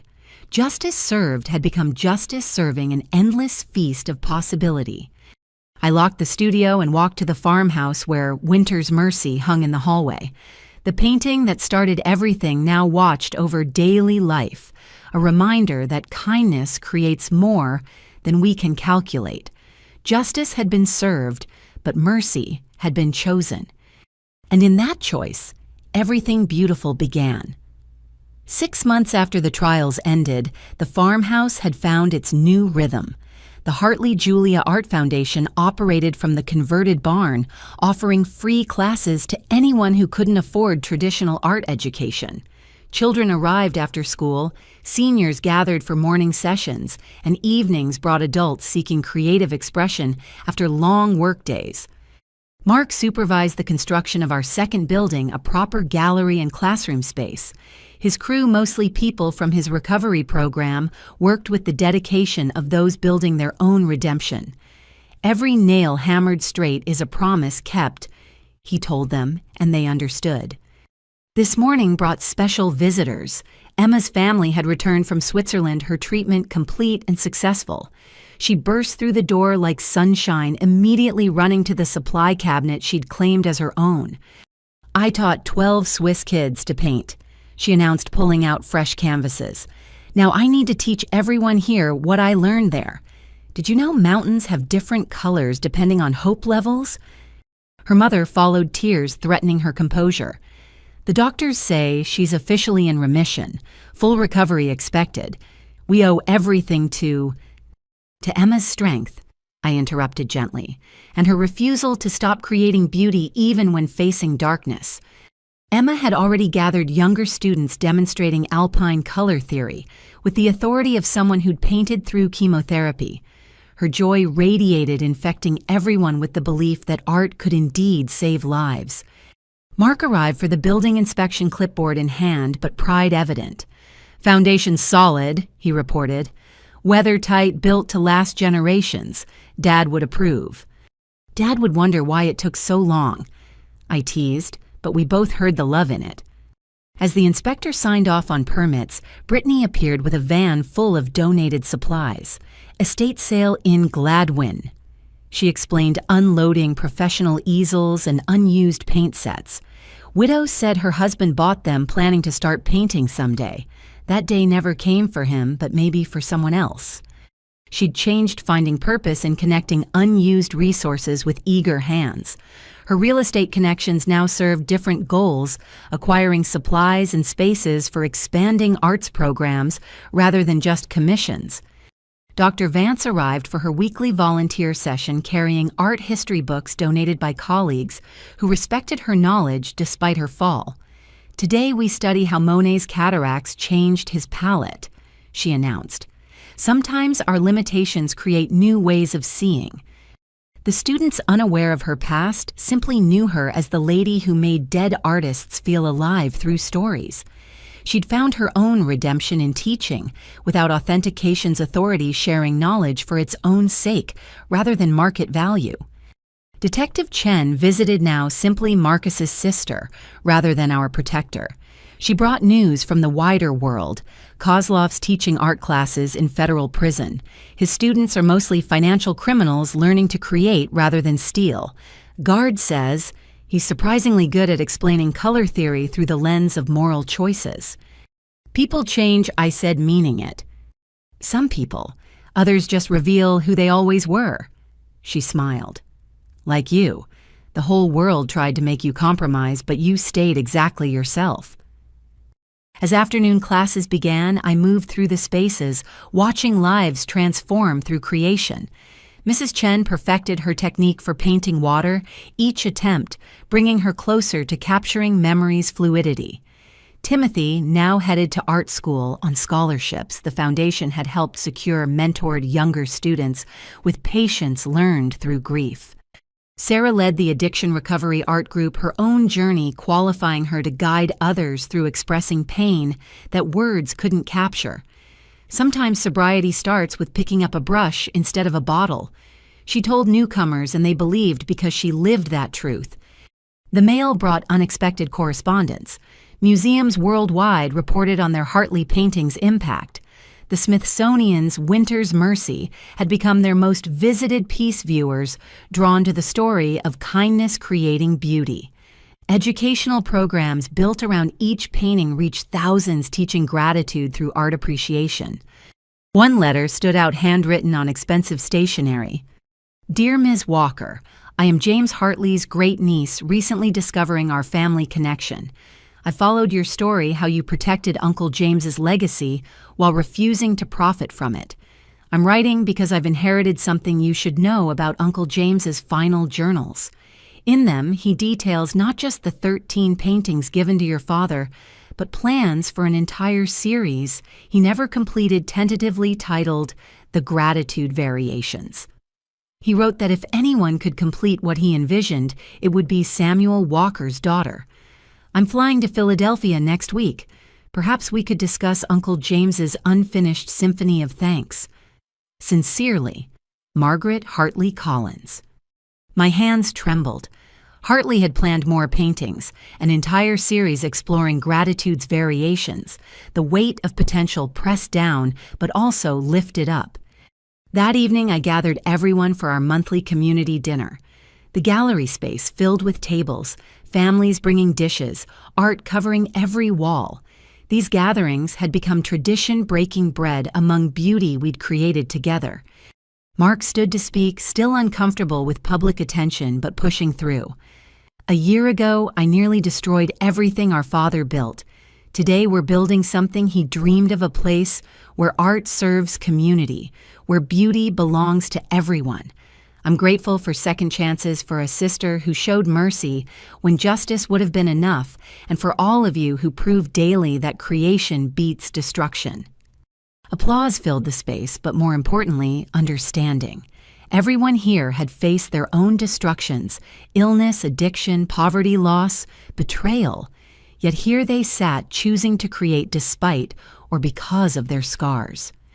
Emma presented her latest painting, the farmhouse surrounded by alpine flowers that seemed to dance. "This is for the foundation," she announced, "to remember that good things grow from hard ground if you plant them with love." We hung it immediately, pride of place, near the entrance where everyone would see it. A child's vision of hope worth more than any authentication could certify. As dinner wound down and families prepared to leave, I stood where Dad's workshop once was, now transformed into the children's studio. Through windows, I could see the original farmhouse, Winter's Mercy, visible through the kitchen window. Full circle, yet spiraling outward. "You did it," Mark said, joining me. Dad's dream bigger than he imagined. "We did it, all of us. Even Kozlov in his way, by showing what happens when you try to cage beauty. Think he understands now in his cell, teaching other criminals to paint. I think he's learning what Emma knows instinctively. Creation is the opposite of greed. You can't hoard what you're busy giving away." People began leaving, calling goodbyes, promising to return tomorrow for classes. The foundation operated entirely on donations and volunteer time, yet never lacked resources. Beauty shared had indeed multiplied, just as Hartley promised. Before closing, I wrote a letter to Margaret Hartley Collins. Yes, I would love to discuss the unfinished series, not to complete it myself, but to inspire our students to attempt variations on gratitude. Each person here had their own Winter Mercy story, their own rescue worth 40 years of thanks. The last car pulled away near midnight. I walked through the buildings, checking locks, adjusting paintings, preparing for tomorrow's classes. This was my inheritance, not paintings worth millions, but the ability to help others paint their own worth. In Dad's old bedroom, now my office, I found a note slipped under the door. "Miss Julia, thank you for teaching me that brushes can be wands and paint can be magic spells. Now when my dad yells, I paint quiet flowers. When Mom cries, I paint strong trees. You saved my family with art class. Love, Destiny, age 7. I added it to the wall of student letters testimonies, more valuable than any critical acclaim. This was success, 7-year-olds discovering they could transform pain into beauty, that creation offered escape from destruction. My phone buzzed. Emma texting from bed, "Can't sleep, too excited about tomorrow's class on painting feelings. Do you think Hartley ever painted excitement? It would be yellow, but also purple, but also like lightning, but soft. See you tomorrow." I smiled, texting back, "Hartley painted gratitude in every color. Tomorrow you'll teach us excitement's palette. Sleep well, young master." The farmhouse settled into night sounds, old wood adjusting to temperature, wind through trees that had sheltered generations, the distant hoot of the owl who'd claimed our barn. Peaceful sounds earned after so much noise. I thought about Dad's letter discovered in the final Hartley frame. Money corrupts, but art enlightens. Choose wisely, my children. We had chosen Mark and I after nearly choosing wrongly. And that choosing continued daily in every class, taught every supply, donated every child discovering they could create rather than just consume. The Hartley Julia Art Foundation wasn't a building or program. It was proof that kindness creates ripples across decades, that beauty survives every attempt to commodity it, that the true inheritance isn't objects, but the ability to generate joy for others. Tomorrow would bring new students fresh canvases, unexplored possibilities. Margaret Hartley Collins would share her uncle's vision for gratitude variations. Emma would teach excitement's colors. Mark would build spaces for beauty to flourish. Vance would make history live. Sarah would guide others through recovery's palette. And I would do what Dad always did, create space for kindness to compound. This was wealth beyond Kozlov's comprehension, a community of creators choosing beauty over greed, connection over collection, gratitude over gain. We were all Samuel Walker's children, now rescued from various winters, and spending our lives saying thank you in every medium available. The paintings had scattered like seeds, each growing new gardens where they landed. But the original garden remained here, tended by those who understood that true inheritance isn't what you receive, but what you choose to give. As I climbed the stairs to bed, I paused at Winter's Mercy. The painting seemed to glow with its own light, that amber warmth at the center of the storm, still promising rescue to anyone willing to see it. "Thank you, Dad," I whispered, "for saving more than just one man in the snow, for showing us that kindness is the only wealth worth inheriting." The farmhouse held its silence, but I felt his answer in every board and beam. Keep creating. Keep teaching. Keep choosing beauty over everything else. The inheritance was never the paintings. It was the ability to help others paint their own worth into existence. Tomorrow's blank canvases waited. Tonight's gratitude overflowed. And somewhere between memory and hope, the true inheritance continued growing, one brushstroke of kindness at a time. Dear friend, have you ever experienced a moment when someone's kindness changed your life? When did you choose forgiveness over revenge, creation over destruction? Share your story in the comments below. If this story touched your heart, please hit the like button and subscribe to hear more tales of human triumph. Share this with someone who needs reminding that beauty survives always. Thank you for joining our creative community. May your own Winter's Mercy lead to 40 years of gratitude, painted in whatever colors bring you joy. Until we meet again in the next story, keep creating, keep choosing kindness, and remember, you are the artist of your own life's canvas. Paint it well.